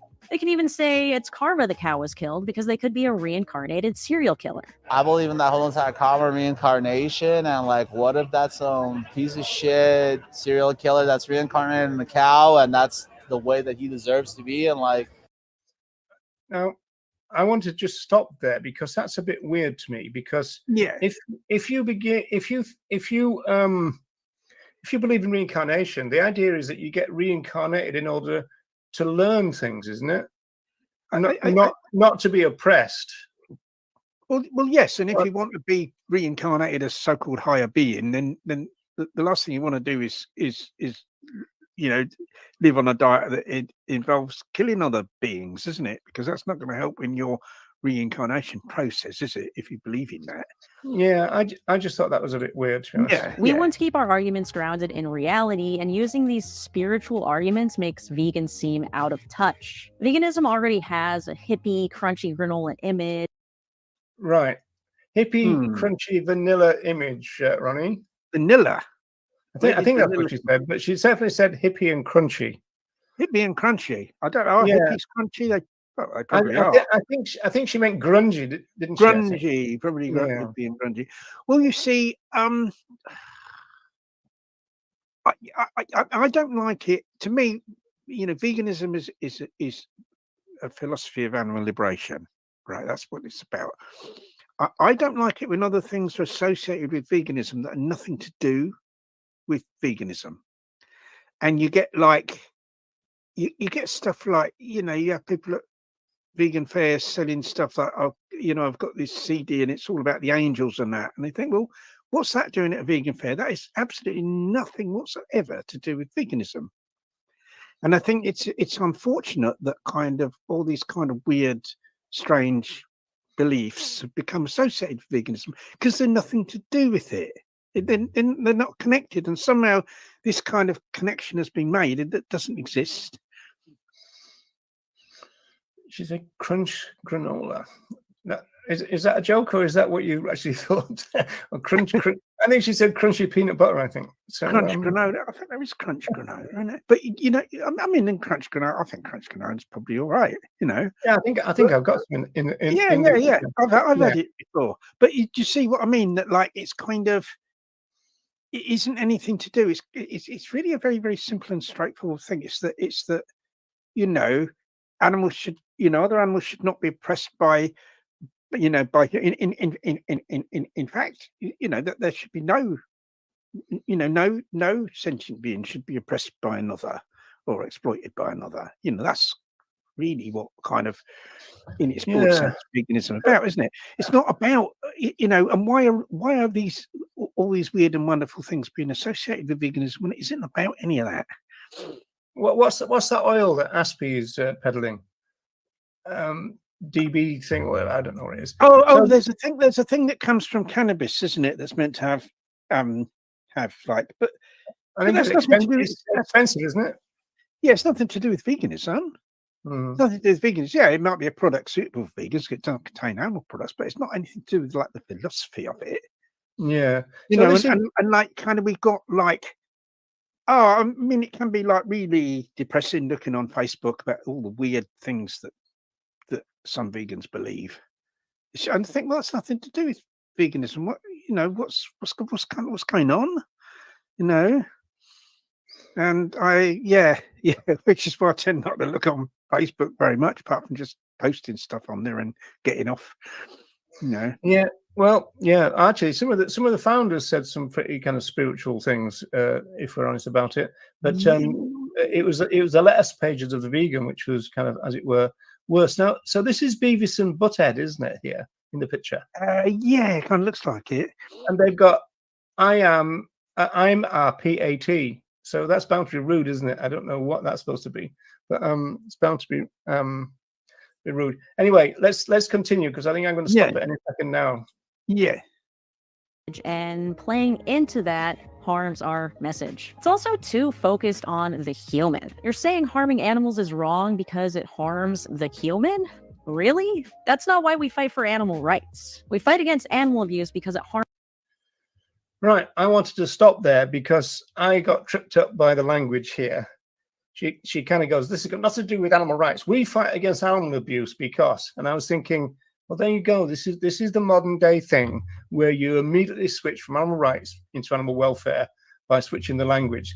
So you talk about animal rights and then you immediately switch to a welfare concept like abuse. And I wish that vegans wouldn't do that. I mean, it's not as bad as the cruelty language all the time, but it's still RSPCA language. If you talk about animal cruelty, you talk about animal abuse, you're using RSPCA language, and you're trying to slap a vegan label on it, and that's what's confusing to people. Yeah, I mean, I prefer exploitation and oppression to abuse, because that covers all of it. I think the word abuse means different things to different people, and that's the problem, that it's likely to be sort of misinterpreted. Really, rather like cruelty. I agree with you; it's not as bad as cruelty, but it's similar in that it can be different people put different meanings to it. Yeah, well, I mean, one of the most popular chants is "There's no excuse for animal abuse." Well, everybody would agree with that. The RSPCA, everybody that you're passing on the street, if it's on a surge march or something, everybody would agree with that. But the fact is, the culture doesn't see abuse in the way that vegans see it. But we're going to come on to that a little later. Let's just finish this one, and then I think we've got one to do, I think. Harms the animals, not because it makes humans sad. There are many vegan cults which use this idea of animal products as being impure to promote their religious message. Veganism is already considered a weird cult by many people, and using spiritual claims propagate this myth. Veganism rests on the idea that animals are sentient and we don't need to eat them, so let's leave it at that. I know. I was a bit trigger happy on the thing there. So my confession is that I used to use a version of this argument but it was only kind of I used to say, I tend to have a feeling that if you metabolize, products of violence 3 times a day, it can't really be good for you because you're taking that violence in, But it was a good kind of like conversation starter in the sense that, oh, yeah, really, and all that. But then you could go, and then you can then say, yeah, but really, that's a welfare point anywhere because it wouldn't matter morally, and so yeah, I kind of semi-use that type of. I mean, I don't do it anymore, but I used to. In fact, I've got a radio interview where the guy goes, "Do you really believe that?" And I said, well, I got the feeling that it can't be good to digest violence all day. And I think to put it that way, it's kind of true, isn't it? That you can't. Surely that can't be that great. Well, it's certainly not good for the animals that the violence has been caused to. That you're digesting them as contributed to. Is it in that sense? No. Yeah. So yeah, I was probably wrong to kind of make that point. Now we got to the end, and this is the one where everybody who knows me are going to know that I'm fairly kind of happy with this one. Yeah. Let's see what we make of it. No, it's really hypocritical for me to hate on this argument because I've used it so many times and continue to use it when I advocate to university students. But the more I interact with this line of thinking, the less I like it, and here is why. Well, I don't think I really loved animals before I went vegan. I know many meat eaters who... No, she said, I don't think I loved animals before I went vegan. As though by going vegan, she now loves animals. I think the problem with the word love is that there's so many meanings to it. And so you may be talking about one meaning of the word love and somebody else may take it as being another meaning. And that's why it's not really a very good word to use. What do you think? What do you think people mean by it then, Ronnie? Well, I think most people who describe themselves as animal lovers are people that like their dogs and their cats, and they'll look at the lambs in the field and go, "Oh, aren't they lovely?" And then now the next minute they're chomping down on their beef burger or their piece of chicken or something like that. But this phrase is used throughout society. I'm a music lover. I'm a football lover, right? And so, yes, what do you think people think when they say that kind of stuff? I think it pretty much equates with pet lover. To be quite honest, I mean, it was really odd that I remember we were doing a stall, an outreach stall at a dog rescue fundraising event, and there was a guy who was the compere of this event, and he said, "I love coming along. I give my services free to compare these events." And to introduce the various, what's going on. He said, so he meant enjoy then. Enjoy, doesn't he? There, I enjoy coming along. I enjoy, he said, because I'm a big dog lover. He said, in fact, I'm a big animal lover. He said, I love all animals. Right. And then he's chuntering along. 20 minutes later, he says, "Oh, what a lovely smell. Where's that coming from?" "Oh, it's coming from the burger van over there." "Yes, I'm going to have myself a burger in a minute." Because I love burgers. And this was 20 minutes after he'd said he loved all animals. So in what sense did he love all animals that he was like prepared to eat another animal? It certainly wasn't in the sense of where love means respect. It's in a different meaning of that word, isn't it? Do you see what I mean? This is definitely a cultural issue here, because when they say I'm an animal lover, they don't mean cows and pigs and chickens. In fact, in my PhD, I covered that because I put a call out to say, what interactions have you had with members of the public? And this woman, it's one of the appendix of my PhD. They said that these a group of teenagers came around, teenage girls, young women, and they were saying that they were animal lovers and all this kind of stuff. And then so the woman said, "Oh, so you're a vegetarian or a vegan?" They said, "Oh no, but we love animals." And everything transpired that they didn't think that the ones they ate were animals, and she said, you know, that's not as unusual as you think. And then within a couple of weeks, I think Julie Burchill, writing in The Guardian, said that she was an animal lover. And she said, of course, when I say that, I don't mean the ones I mean the cats and the dogs and everything. And so that the cultural meaning of I am an animal lover is I'm a dog lover, cat lover, horse lover. Yeah. The only thing I'd say, I think that kind of people's the relationship people have with the animals they say they love can be used to educate, stroke, persuade, encourage them to look at the animals they eat differently. In other words, what happens when someone has an animal in their home, a dog or a cat, or even if someone who's got a horse, they see those animals. They get to see those animals as individuals. These are individual animals. And so if we can get them to realize and to see that the animals that they are actually consuming are all individuals as well in the same way, then I think that we can get somewhere. And that's where I think you kind of try to make that comparison. That's kind of not really, that isn't really to do with love. It's to do with their treatment of that animal, their consideration of that animal as an individual. I think there's one slight kind of thing that kind of derails that, which is the fact that, I mean, I've known vivisectors who experiment on cats saying that they love their cat at home. And so it's not that they don't necessarily see each as individuals, although they would more likely to put a number on the laboratory one, but it's not as though it's like a farm where they're dealing with thousands of individuals or units, that kind of thing. But that's another cultural thing, is the fact that we've got this very functional society. And people say to vegans, well, what are other animals for? Well, what are they for? If you didn't do that, what would you use them for? What are they for? Because they've got this functional attitude, even down to the non-human world, that antelopes are for lions, which isn't true, right? Antelopes happen to be preyed upon by lions, but that's not what they're for. No. But I mean, I don't think it's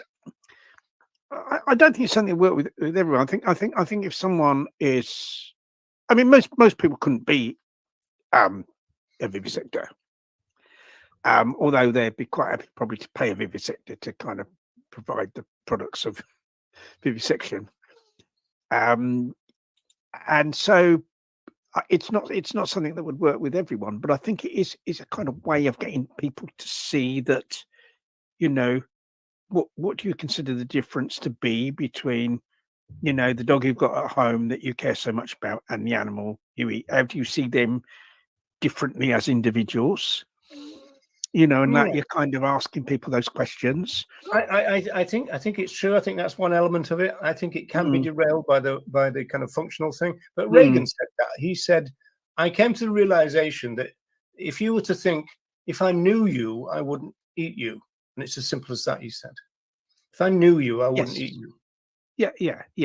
In other words, if I knew you as an individual with a name, which is all the difference that people need in terms of their animal companions. They give them names and they see them as individuals, and therefore they start to think that they have personalities or recognize the personalities that they have rather than think. And so therefore they have a much richer understanding of who they're dealing with than these beings who they only ever meet in a restaurant or on a shelf in a supermarket. Yeah, and I think it's like, I mean, going back to the word love. I mean, as I said, I think the danger of it is of course, and it's similar to cruelty in a way, in that different people think that when Natalie said I only got to love all animals when I became vegan, she's probably talking about love as a kind of another word for respect. in a Respect, sense. yeah. And so in that case, It's a very plastic word, then, isn't it? yes, in that case, for her, that kind of would be true. But most people don't, in terms of other animals, don't put that actual meaning with it. What the only thing I would ask Natalie is, why didn't you, therefore, if we think that you meant respect, why didn't you say respect? Yes. Because it doesn't help when you use this plastic amorphous abstract word. Yes, absolutely. Yeah. That's interesting, isn't it? So anyway, let's continue, shall we? Who love animals more than any vegan I've ever met. I had this one friend who couldn't walk down the street without saying hi to every dog. She spent her free time volunteering and dog and cat rescues, and you could say, oh, she only cared about pets, but she was always watching videos of cute animals and talking about how much she loved them. It was really clear to me that she did love animals deeply, and she also I don't buy that. I don't buy the fact that you also like cute chicks. It moves you much away from a pet mentality, do you? No, because you see them in a way that's completely divorced from the animals that you're eating, and they're not so cute, chicken that you buy from a supermarket. Yeah, it'd be like going to these, these little kind of farm things, Yeah. these what they call, farm Petting farms, aren't they? petting zoos and all that. Petting shite, zoo, yeah. Be one of those, yeah.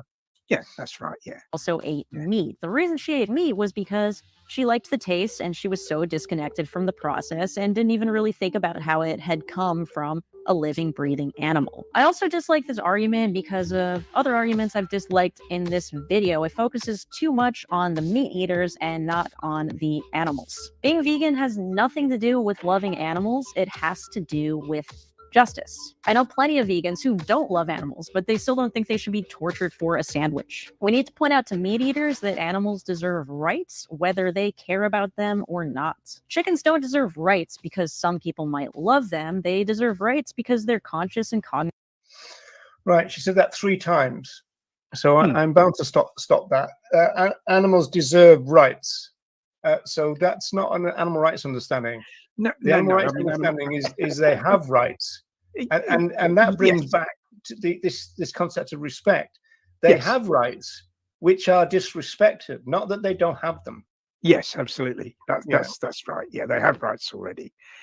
Now, of course, you could have been talking about legal rights, but yes, but not necessarily. I mean, there are a lot of people that kind of have this attitude that animals don't have rights until humans give them those rights, not necessarily legally, but just in like their gifts or something. Yeah, that's right. Yeah. Debbie's saying of that person's friend, Natalie's friend, I bet she doesn't love snakes. So yeah, probably not. No, or probably not fishes either, because they're not cute and cuddly, are they? Yeah. Hey, John's come up with a great idea. There's a new campaign for a new welfare group that we know about, to introduce a xylophone per bird. Well, you need to put they the could petition the RSPCA to get it sorted out. Get the xylophones in the cages with them, and then they'll be happy. Yeah, maybe the RSPCA could sort that out for them.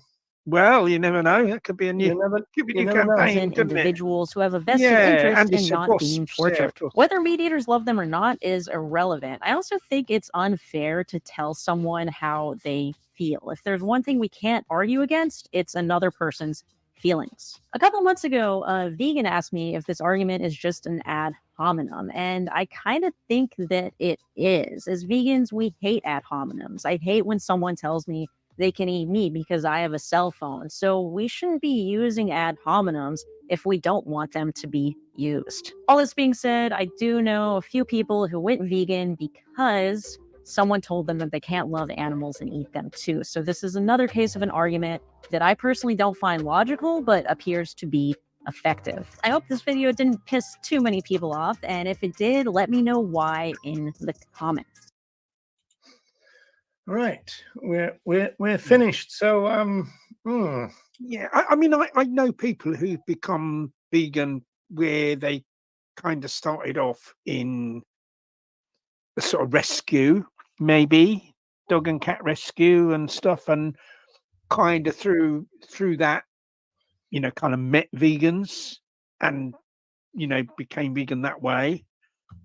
That it was kind of a way that, and that's something that kind of has happened with single issue campaigns, isn't it? Where people who aren't vegan are involved in these things.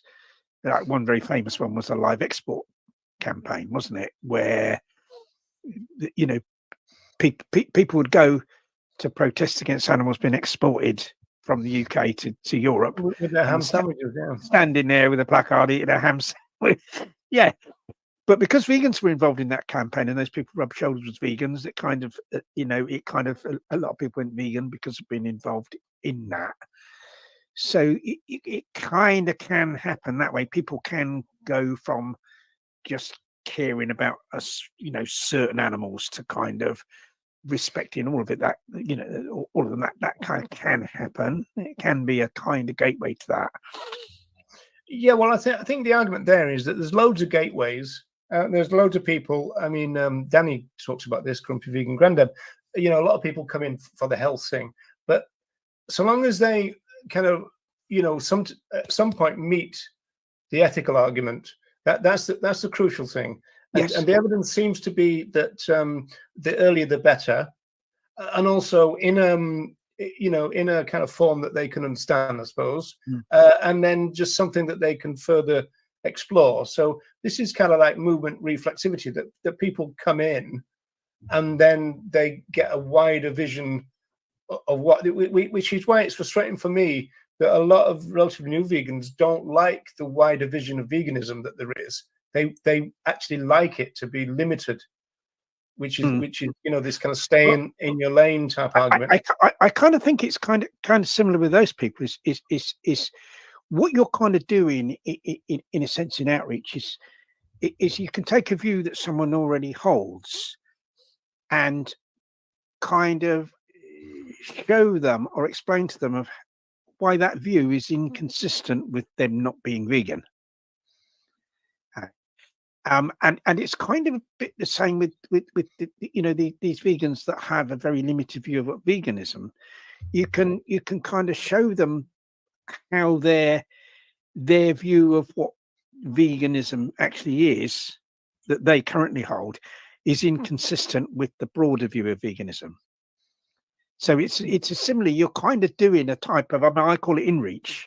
There's outreach to people who aren't vegan. There's inreach to people who kind of are vegan or consider themselves vegan, in order to educate those people about what veganism really means and what the scope of veganism really is. Yeah, well, that's what I'm saying. Some people would rather limit the scope because then they can get more people on board, because they don't want to necessarily talk much about, say, vegan values as we might understand them. Because then the idea of loving animals and coming together on that basis is a lot more comfortable for them, because there's going to be loads of people who will declare that they love other animals, and you say, okay, well, therefore, you've got vegan values. Whereas if somebody said that to us, we go, well, veganism is rather more than that, right? Well, yeah, absolutely. But where's it going to end up? Is a movement like that just going to go down to the lowest common denominator, where it becomes perhaps at best just reducitarian? If people are included that kind of don't really have true vegan values, because you want the maximum number of vegans, just say, well, like anyone that eats potatoes is a vegan, and then we'll have loads of vegans then, won't we? Or all the people who don't punch cows in the face. Yeah, that's it. Yeah. So when people talk about this thing like gatekeeping, well, everyone that considers themselves a vegan is a gatekeeper, because for all of us, there are people that if that person said that they were a vegan, we would turn around and go, "Oh no, you're not." Yeah, we just can't really have veganism meaning anything and everything. No, and really, if we're going to look at, well, okay, so what are the principles that have to be applied in determining what veganism is and whether or not someone's a vegan? To me, the only rational way of doing that, you've got to go back to what the founders of veganism said or what they intended. That's the only way of doing it. There is no other way really of determining what you know, what veganism is. And all right, I know that what the founders of the vegan movement kind of said is open. It's a little bit like the Bible, isn't it? People interpret it in different ways. You're a terrible atheist, Ronnie. Yeah. Well, well, people do interpret even though I don't believe in the Bible. It's true. People interpret it in different ways. They find whatever they want in the Bible, don't they? It justify everything, really. And I think, you know, there are people that interpret what the, you know, founders of the vegan movement said in different ways. But at least they're going back to that. At least they're kind of going back to look at that to determine what veganism is or what veganism should be.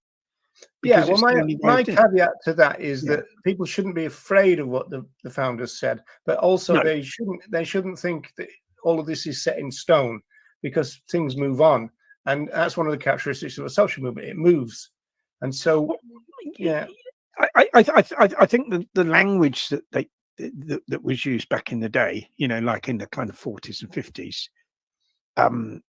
we use a very different language to describe things and talk about things now. And I think that's, you know, that's a way in which kind of we'd need to change how we describe veganism, for instance. yeah. I mean, obviously that would be sexist language and all that. I mean, ironically, in terms of some fundamentals, I mean, people like Leslie Cross did talk about rights. They probably wouldn't have talked about rights in the Tom Reagan kind of sense. But then again, nobody in the modern movement talks about rights in the Tom Reagan sense anyway. And so they were kind of well ahead of most people. And I would say the founders, although you know, no words are banned, they would have talked about animal cruelty a lot less than modern day vegans do, because they actually said it's about liberation, not welfare. Whereas we've got a heck of a lot of new welfarists, in Francion's terms, in the modern movement, who are quite happy to use welfare language and slap a vegan label on it, and then they think that it's the problem of the people listening to the argument to sort that out. Whereas actually, what it means culturally is that we've got a lot more to do in terms of explaining why is it that you need to slap the word vegan on it. You know, don't be cruel, therefore go vegan, is culturally incoherent. So we've got to explain what vegans mean by trying to link those two ideas, right? If we do, it'd be better not to try to link those two ideas and talk about animal rights right from the start. We kind of make our job more difficult for ourselves by trying to warp and transmute welfare language and make it kind of like try and squeeze it into veganism. Yeah, we have to have, you know, have to use words in the sense that the people we're talking to understand them, rather than in the sense that we might understand them as well, which is kind of, you know, like, and cruelty is an example of a word that kind of falls into that Yeah, category. but that's an interesting point, because it pointed out to me that with all this stuff that's going on in Palestine, a lot of people have shown that they understand ideas like, you know, genocide, oppression, these kind of ideas, things that some people say, oh no, that'll lose them. You know, you got to talk about cruelty and you've got to talk about abuse and everything, as though these other ideas are a bit, you know, like your favorite language. Some vegans would say it's too complicated for most people. I don't accept that for a second. No, I think people do understand words like that, and you know, oppression, for instance. People understand what that is, and I think that's you know, it's an important word to use. Exploitation. You know, people understand what that is. Yeah, I think they do. But then, of course, because we haven't made that case very often, that, you know, exploitation and oppression, that does connect to veganism. But because, you know, most modern day vegans try it the cruelty way, which is just as confusing. I mean, I would say there's more logic in using the oppression way, because there's a link there. It's got to be argued. But if you try and crowbar welfarism to veganism, I don't think it's going to work, because, well, as Andy said, people already know about welfare and cruelty, because they know what the RSPCA stand for. And so if we use RSPCA language, they think that we're welfareists. And you go, oh no, we're not welfareists. We stick a vegan label on it as though that in itself will just explain everything. It doesn't. Yeah. Yeah, that's very true. And well, I mean, and basically, as I said, we've part of the vegan education is actually educating people who consider themselves vegan as to what veganism kind of really is, as well as educating non-vegans to become vegan. There's these two, as I call out, I refer to them as outreach and inreach, and both of those are important. Yeah, I think what Debbie says here is very important in the sense that it's like when this is linked to my argument about when people make a claim for movement unity. What that usually means is that they're asking vegans to do less than vegan stuff, and they're asking animal rights people to do animal welfare. That's the way it works, because the non-vegans won't advocate for veganism, and the welfarists won't advocate for animal rights. So Deb's right. If you're an animal rights vegan, it's down to you. So there's no point in you getting diverted down another road. No. And I think there's a kind of myth of unity, because there's a difference between kind of talking to people in a civil and polite way, even though you kind of disagree with them. But that isn't unity. You can't have unity where what one group are doing is actually harming the aims of another group. Because if you've got people promoting welfarism, that's harming the aims of people who are promoting rights, or promoting promoting liberation, isn't it? Well, not according to them, it isn't. But you can explain kind of how that is the case, in that you're kind of giving people, in effect, the green light to carry on buying into the oppression of other animals, providing they more like say these are like planting seeds, getting people to think. Some people would even say that other animals don't get any moral consideration at all. So if you can get them even to just think about it from a welfare thing, at least you've kind of pushed the envelope a little bit. So we've had a recent campaign where everybody's supposed to write to the RSPCA to get them to drop this company that was catching chickens and everything. They would see that as part of the road towards animal rights, and it comes in a kind of equation that welfare plus welfare plus welfare equals rights. Now, it doesn't. It just equals welfare. No, but the argument of the new welfarist, again to use Francio's language, is that's what you get. You get rights at the end because you're chipping away at it and getting people to think. But then equally, and I think much more probably, you're just going to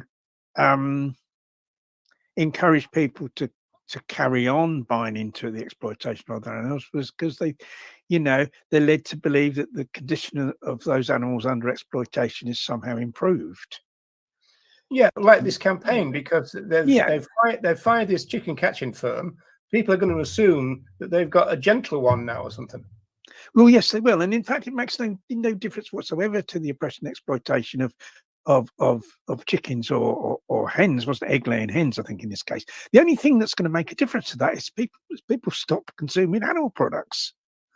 And enough people are of that belief that we can somehow gain, political ascendancy, so that to do something about the ones that are determined to still carry on. I think the argument might be, Ronnie, that if you say that, you're asking for too much. And there's been this thing ever since the 80s, when there's big arguments about one-track campaigning and this kind of stuff, that if you ask for all or nothing, you get nothing.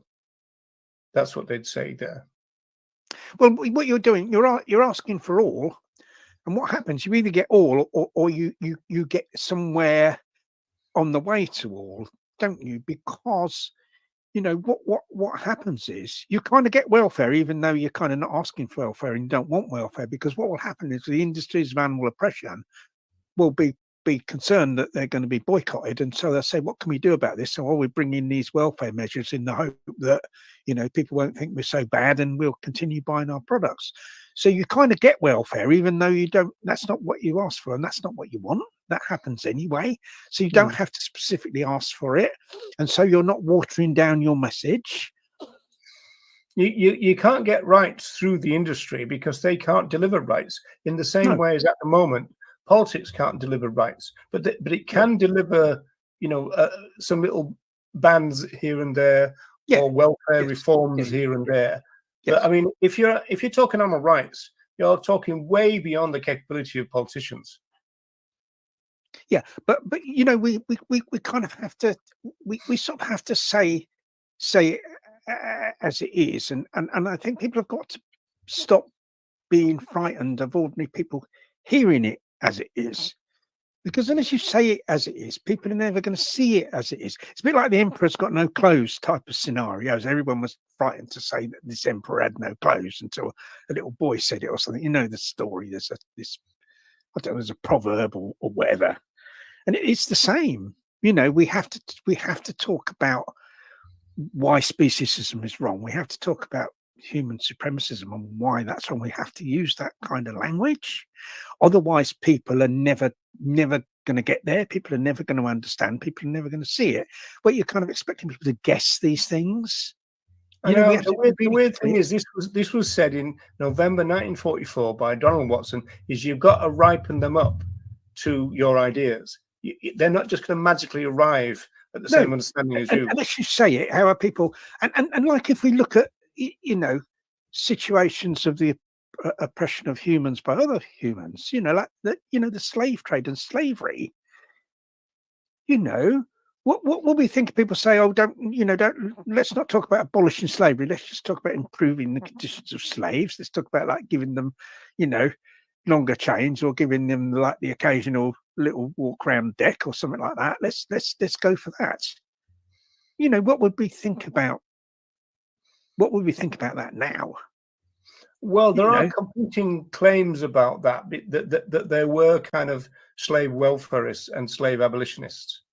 There are competing claims. Oh yeah, I'm sure they were. I'm sure they were slave welfarists, and there were in fact people that kind of based their argument on economics, that the slave trade was somehow bad for the economy, because you don't mention about the slaves and that's wrong to oppress the slaves. You mention that it's harmful to the economy. But in the end, the abolition of slavery came because of concern for the actual slaves, didn't it? And that was the main thrust of it. And so, we have to be the same. We mustn't be afraid to say things as they are. Because it's the only way we're really going to achieve anything is by doing it that way. Yeah. Okay. Andy said the slave welfarists were never slaves, though. Oh, there's a wink there. So it must yeah. So there we go. But I hope it's been interesting. Like, oh, I see. Yeah, that actually is a point, isn't it? That if you're not the victim, it's like we can take in the animal movement any position we want, because the other animals can't go, "Oi, we don't like the way you're doing it." No. That's the difference between our movement and movements that are opposed to the oppression of other humans, because those other humans can say that, can't they? And that would always be taken into account. I think I sent you the video of this, didn't I? Where Jane Goodall is complaining that they were going to bring in a cage-free thing. What is it? End of the cage age, it was called. The other thing to consider is a question of resources. If you talk about the animal advocacy movement as a whole, including welfarists and all that, our movement has only limited resources, and we're up against the oppressors of other animals who have huge resources in various ways, financial and otherwise. So it's really important that we use our resources as efficiently as possible. And I'd say it's a huge misuse of those resources to put them into promoting welfarism. And that what we need to do is to put those resources as much as possibly can into promoting veganism. But And that is the most. you're talking to vegans though, not welfarists, right? But you see, the problem is that a lot of these welfarists are vegans. Yeah, but that's the bit that's weird. That's it. If they're welfarists, you expect them to do welfare, but you don't need the vegans to slide down into welfare. No, not at all. We need them to because that's where our resources have to be put into spreading the vegan message, and I consider it's not just the problem with welfarism for me isn't just that it's damaging the movement for the rights of other animals to be respected. That it's damaging the movement for animal liberation. Yeah, that's one problem I have with it. The other problem I have with it is it's a misuse of resources. The diverting resources down like a road that's not going to go anywhere, instead of putting it into educating people to go vegan. It's not misusing the welfare resources, because that's all they're going to do, which is a little bit why when you've got vegans railing against the RSPCA, all they've got to do is to free their mind of that and say, well, that's the welfarists. That's not but us. you see, with a lot of these organisations that promote welfare or promote welfare, because you've got some groups they'll promote veganism and then they'll also have welfarist campaigns. Yeah, it's quite a few like that. But where is their money coming from? Their money, a lot of their finances is coming from vegans, and they're also asking vegans to engage in welfarist campaigns as well. You see, I'm not sure if I agree with that, Ronnie, because I think that if they were able to do vegan outreach, because that's what they believe in, as it were, without doing the welfare, I think they would. It's just that I think they think they'll lose their job if they did that.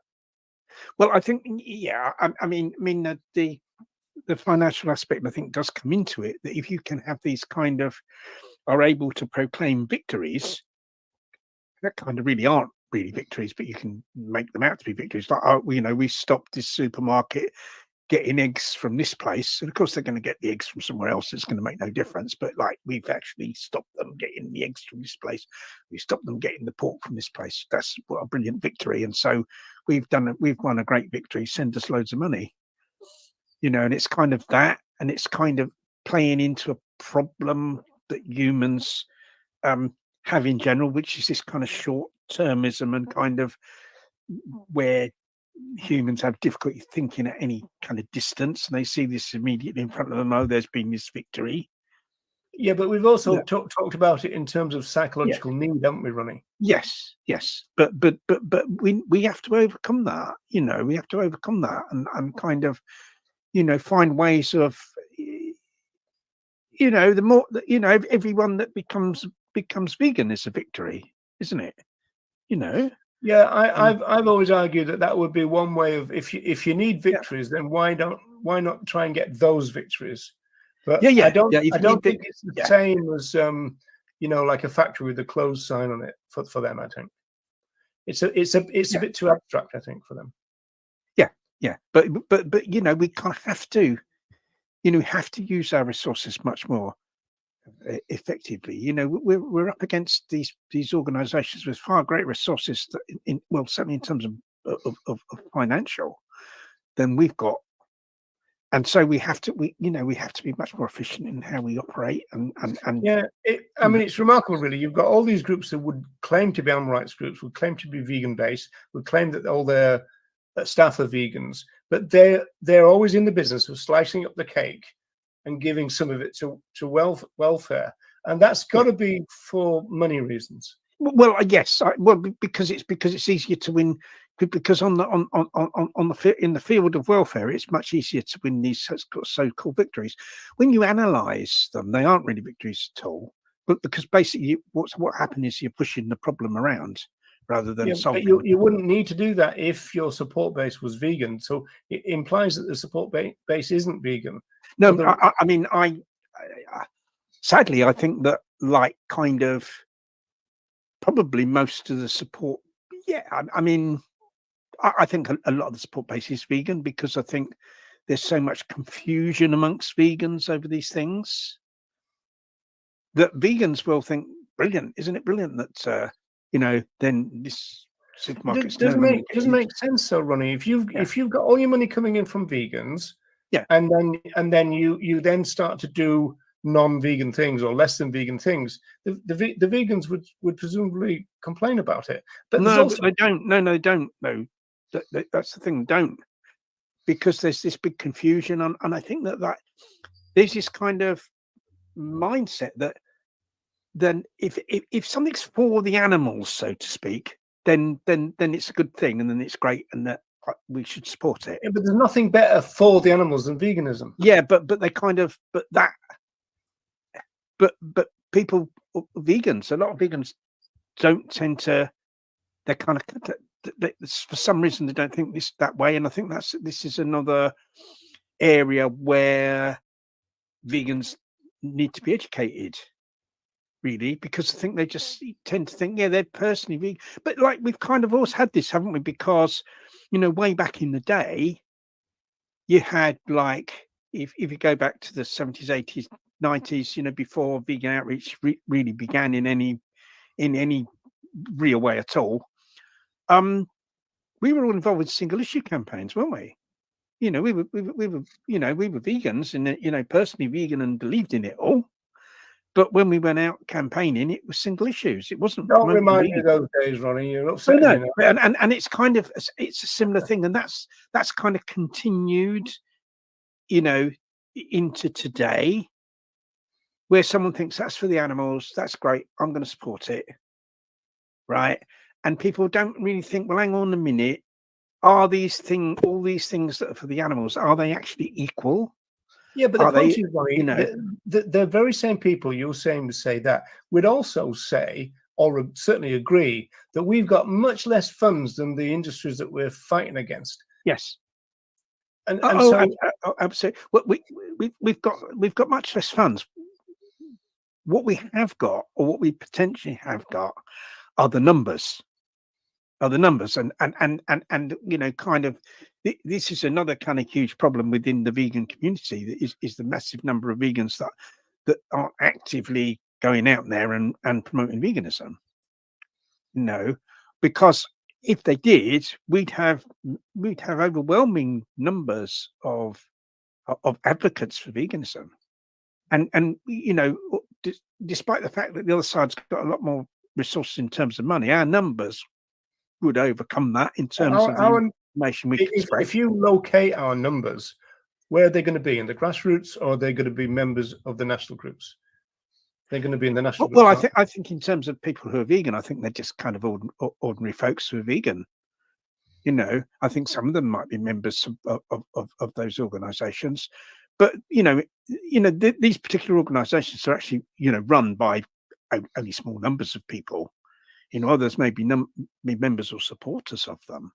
Well, it's interesting you say that, because it could be that, and we're back to where we started with the fact that those people probably adhere to the idea that by and large veganism is a diet. Probably, the ones who are not a member of anything.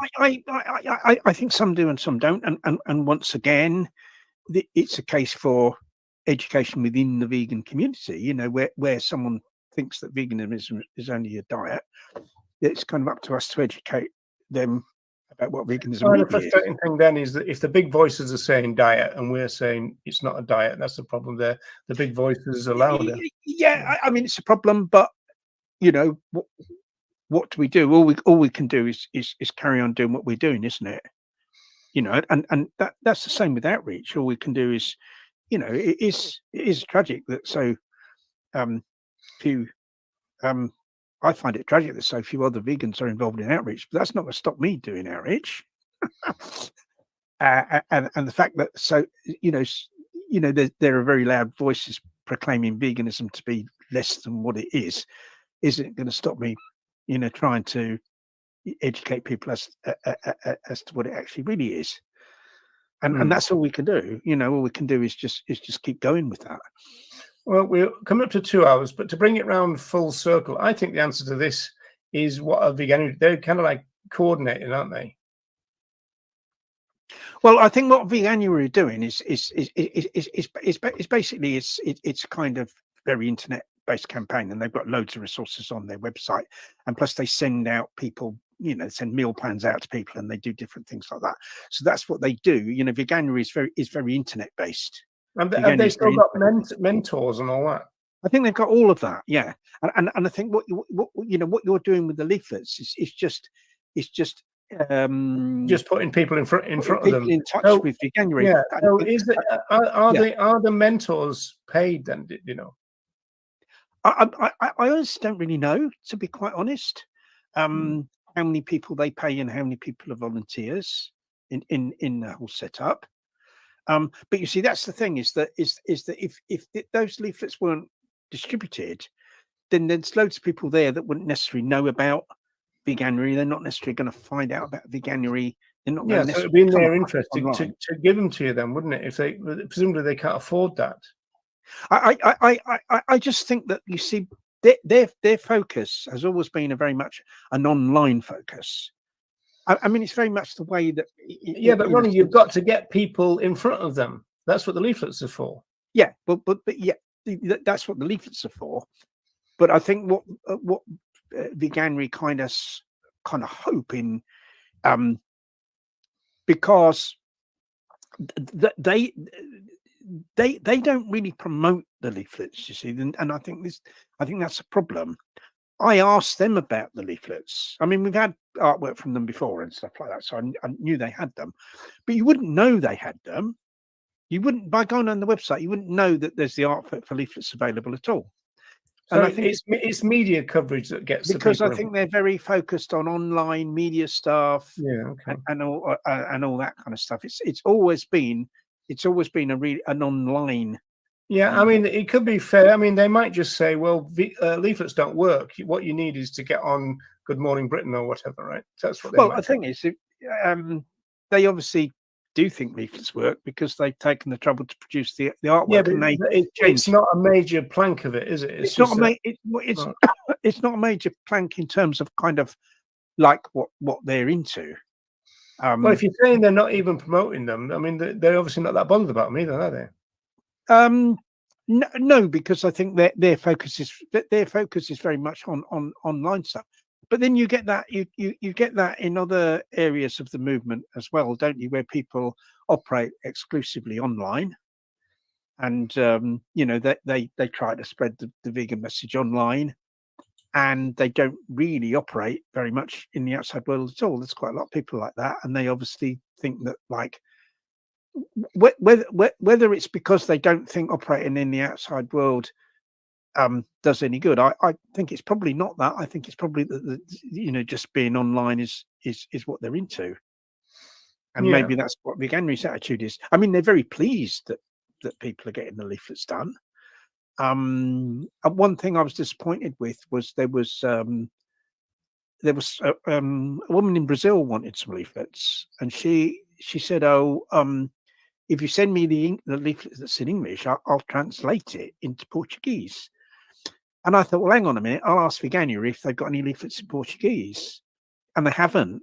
They haven't translated it themselves to Portuguese, which really they should have done. It should be available in a lot of different languages, really. And it's not, because I don't think they're. Well, again, it just points that they're not that tuned into leaflets. But then a lot of people aren't tuned in. Like, there's lots of people like in the vegan movement think it's like really weird that I go around door dropping leaflets. They say, "What are you doing that for? Why aren't you showing people something on a computer screen?" Because that's kind of what they're, that's kind of what they're kind of into. If you see what I mean. And because I think that I'm from a time when there weren't any of those. You're just an old-fashioned stick in the mud. I'm just an old-fashioned one that likes to, use printed materials. But that doesn't mean that printed materials don't work. I don't go around saying, "Oh, those videos don't work." and no one's become vegan because of anything on the internet. Of course they have. But I think we need all manner of approaches. And there's a hell of a lot of people that will learn about veganuary through those leaflets that otherwise wouldn't have known about it, because they've had a leaflet through their door. They otherwise wouldn't have even, known I about think veganuary. I've asked you this question before. I think probably a good year ago, probably, if not two. Is that would veganuary give you feedback that there's been a lot of people signing up from your area that you then can kind of extrapolate is from your leafleting? Well, they possibly might do. They possibly might, but where that becomes difficult is now that lots of other people are having the same leaflets printed from all over the place. It would be, if it was only our area that was doing it, then it'd be easier. But now No, but it'd be only your area that you're asking about.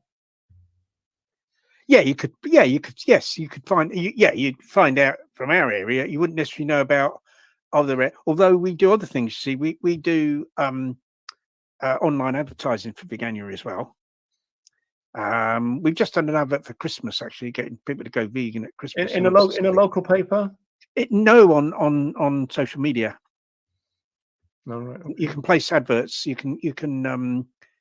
We make video ads, and you can configure it when you're placing an ad on Facebook and Instagram, which is where we do it. You can configure it to just target a local area. So it's just targeting the local area, and so your money that you spend, because you have to spend money, is just spent targeting the local area. You see, so that you kind of, I mean, you could just target anywhere, but because we're, obviously, my view is that, I want to see people really, if all vegans focused on educating people to go vegan in their local area, we'd really be flying. But that's what I mean, Ronnie. Given that's your focus, and it's been your focus for a long time, it just still seems a little bit weird that you're so focused on veganuary. Well, it's not that we're so focused on veganuary. I mean, we have various campaigns throughout the year. I mean, Easter we have a campaign regarding, chicks and Easter lambs and things like that. At Christmas we have a Christmas campaign. We have and veganuary is just one of the campaigns that we do. See, what I've done with veganuary over the years is just use it as a means of trying to get some press coverage for the VIP more than anything. Yeah, I think use it in kind of whatever way you can. It's just one of those things you can use. It's like World Vegan Day and World Vegan Month. That's another thing you can use. There's a World Plant Milk Day or something that I know we did a video for that one year. For instance, there's all these different things through the year that you can kind of attach things World onto. Avocado Day, probably. There's, Ronnie, we're out of time, so we need to. A final statement from you. Go on. Final statement. Well, my final statement is always the same, and that is that anyone listening to this is, I mean, almost everyone listening to this is going to be vegan, aren't they? Because of where it's shared. I wasn't expecting that.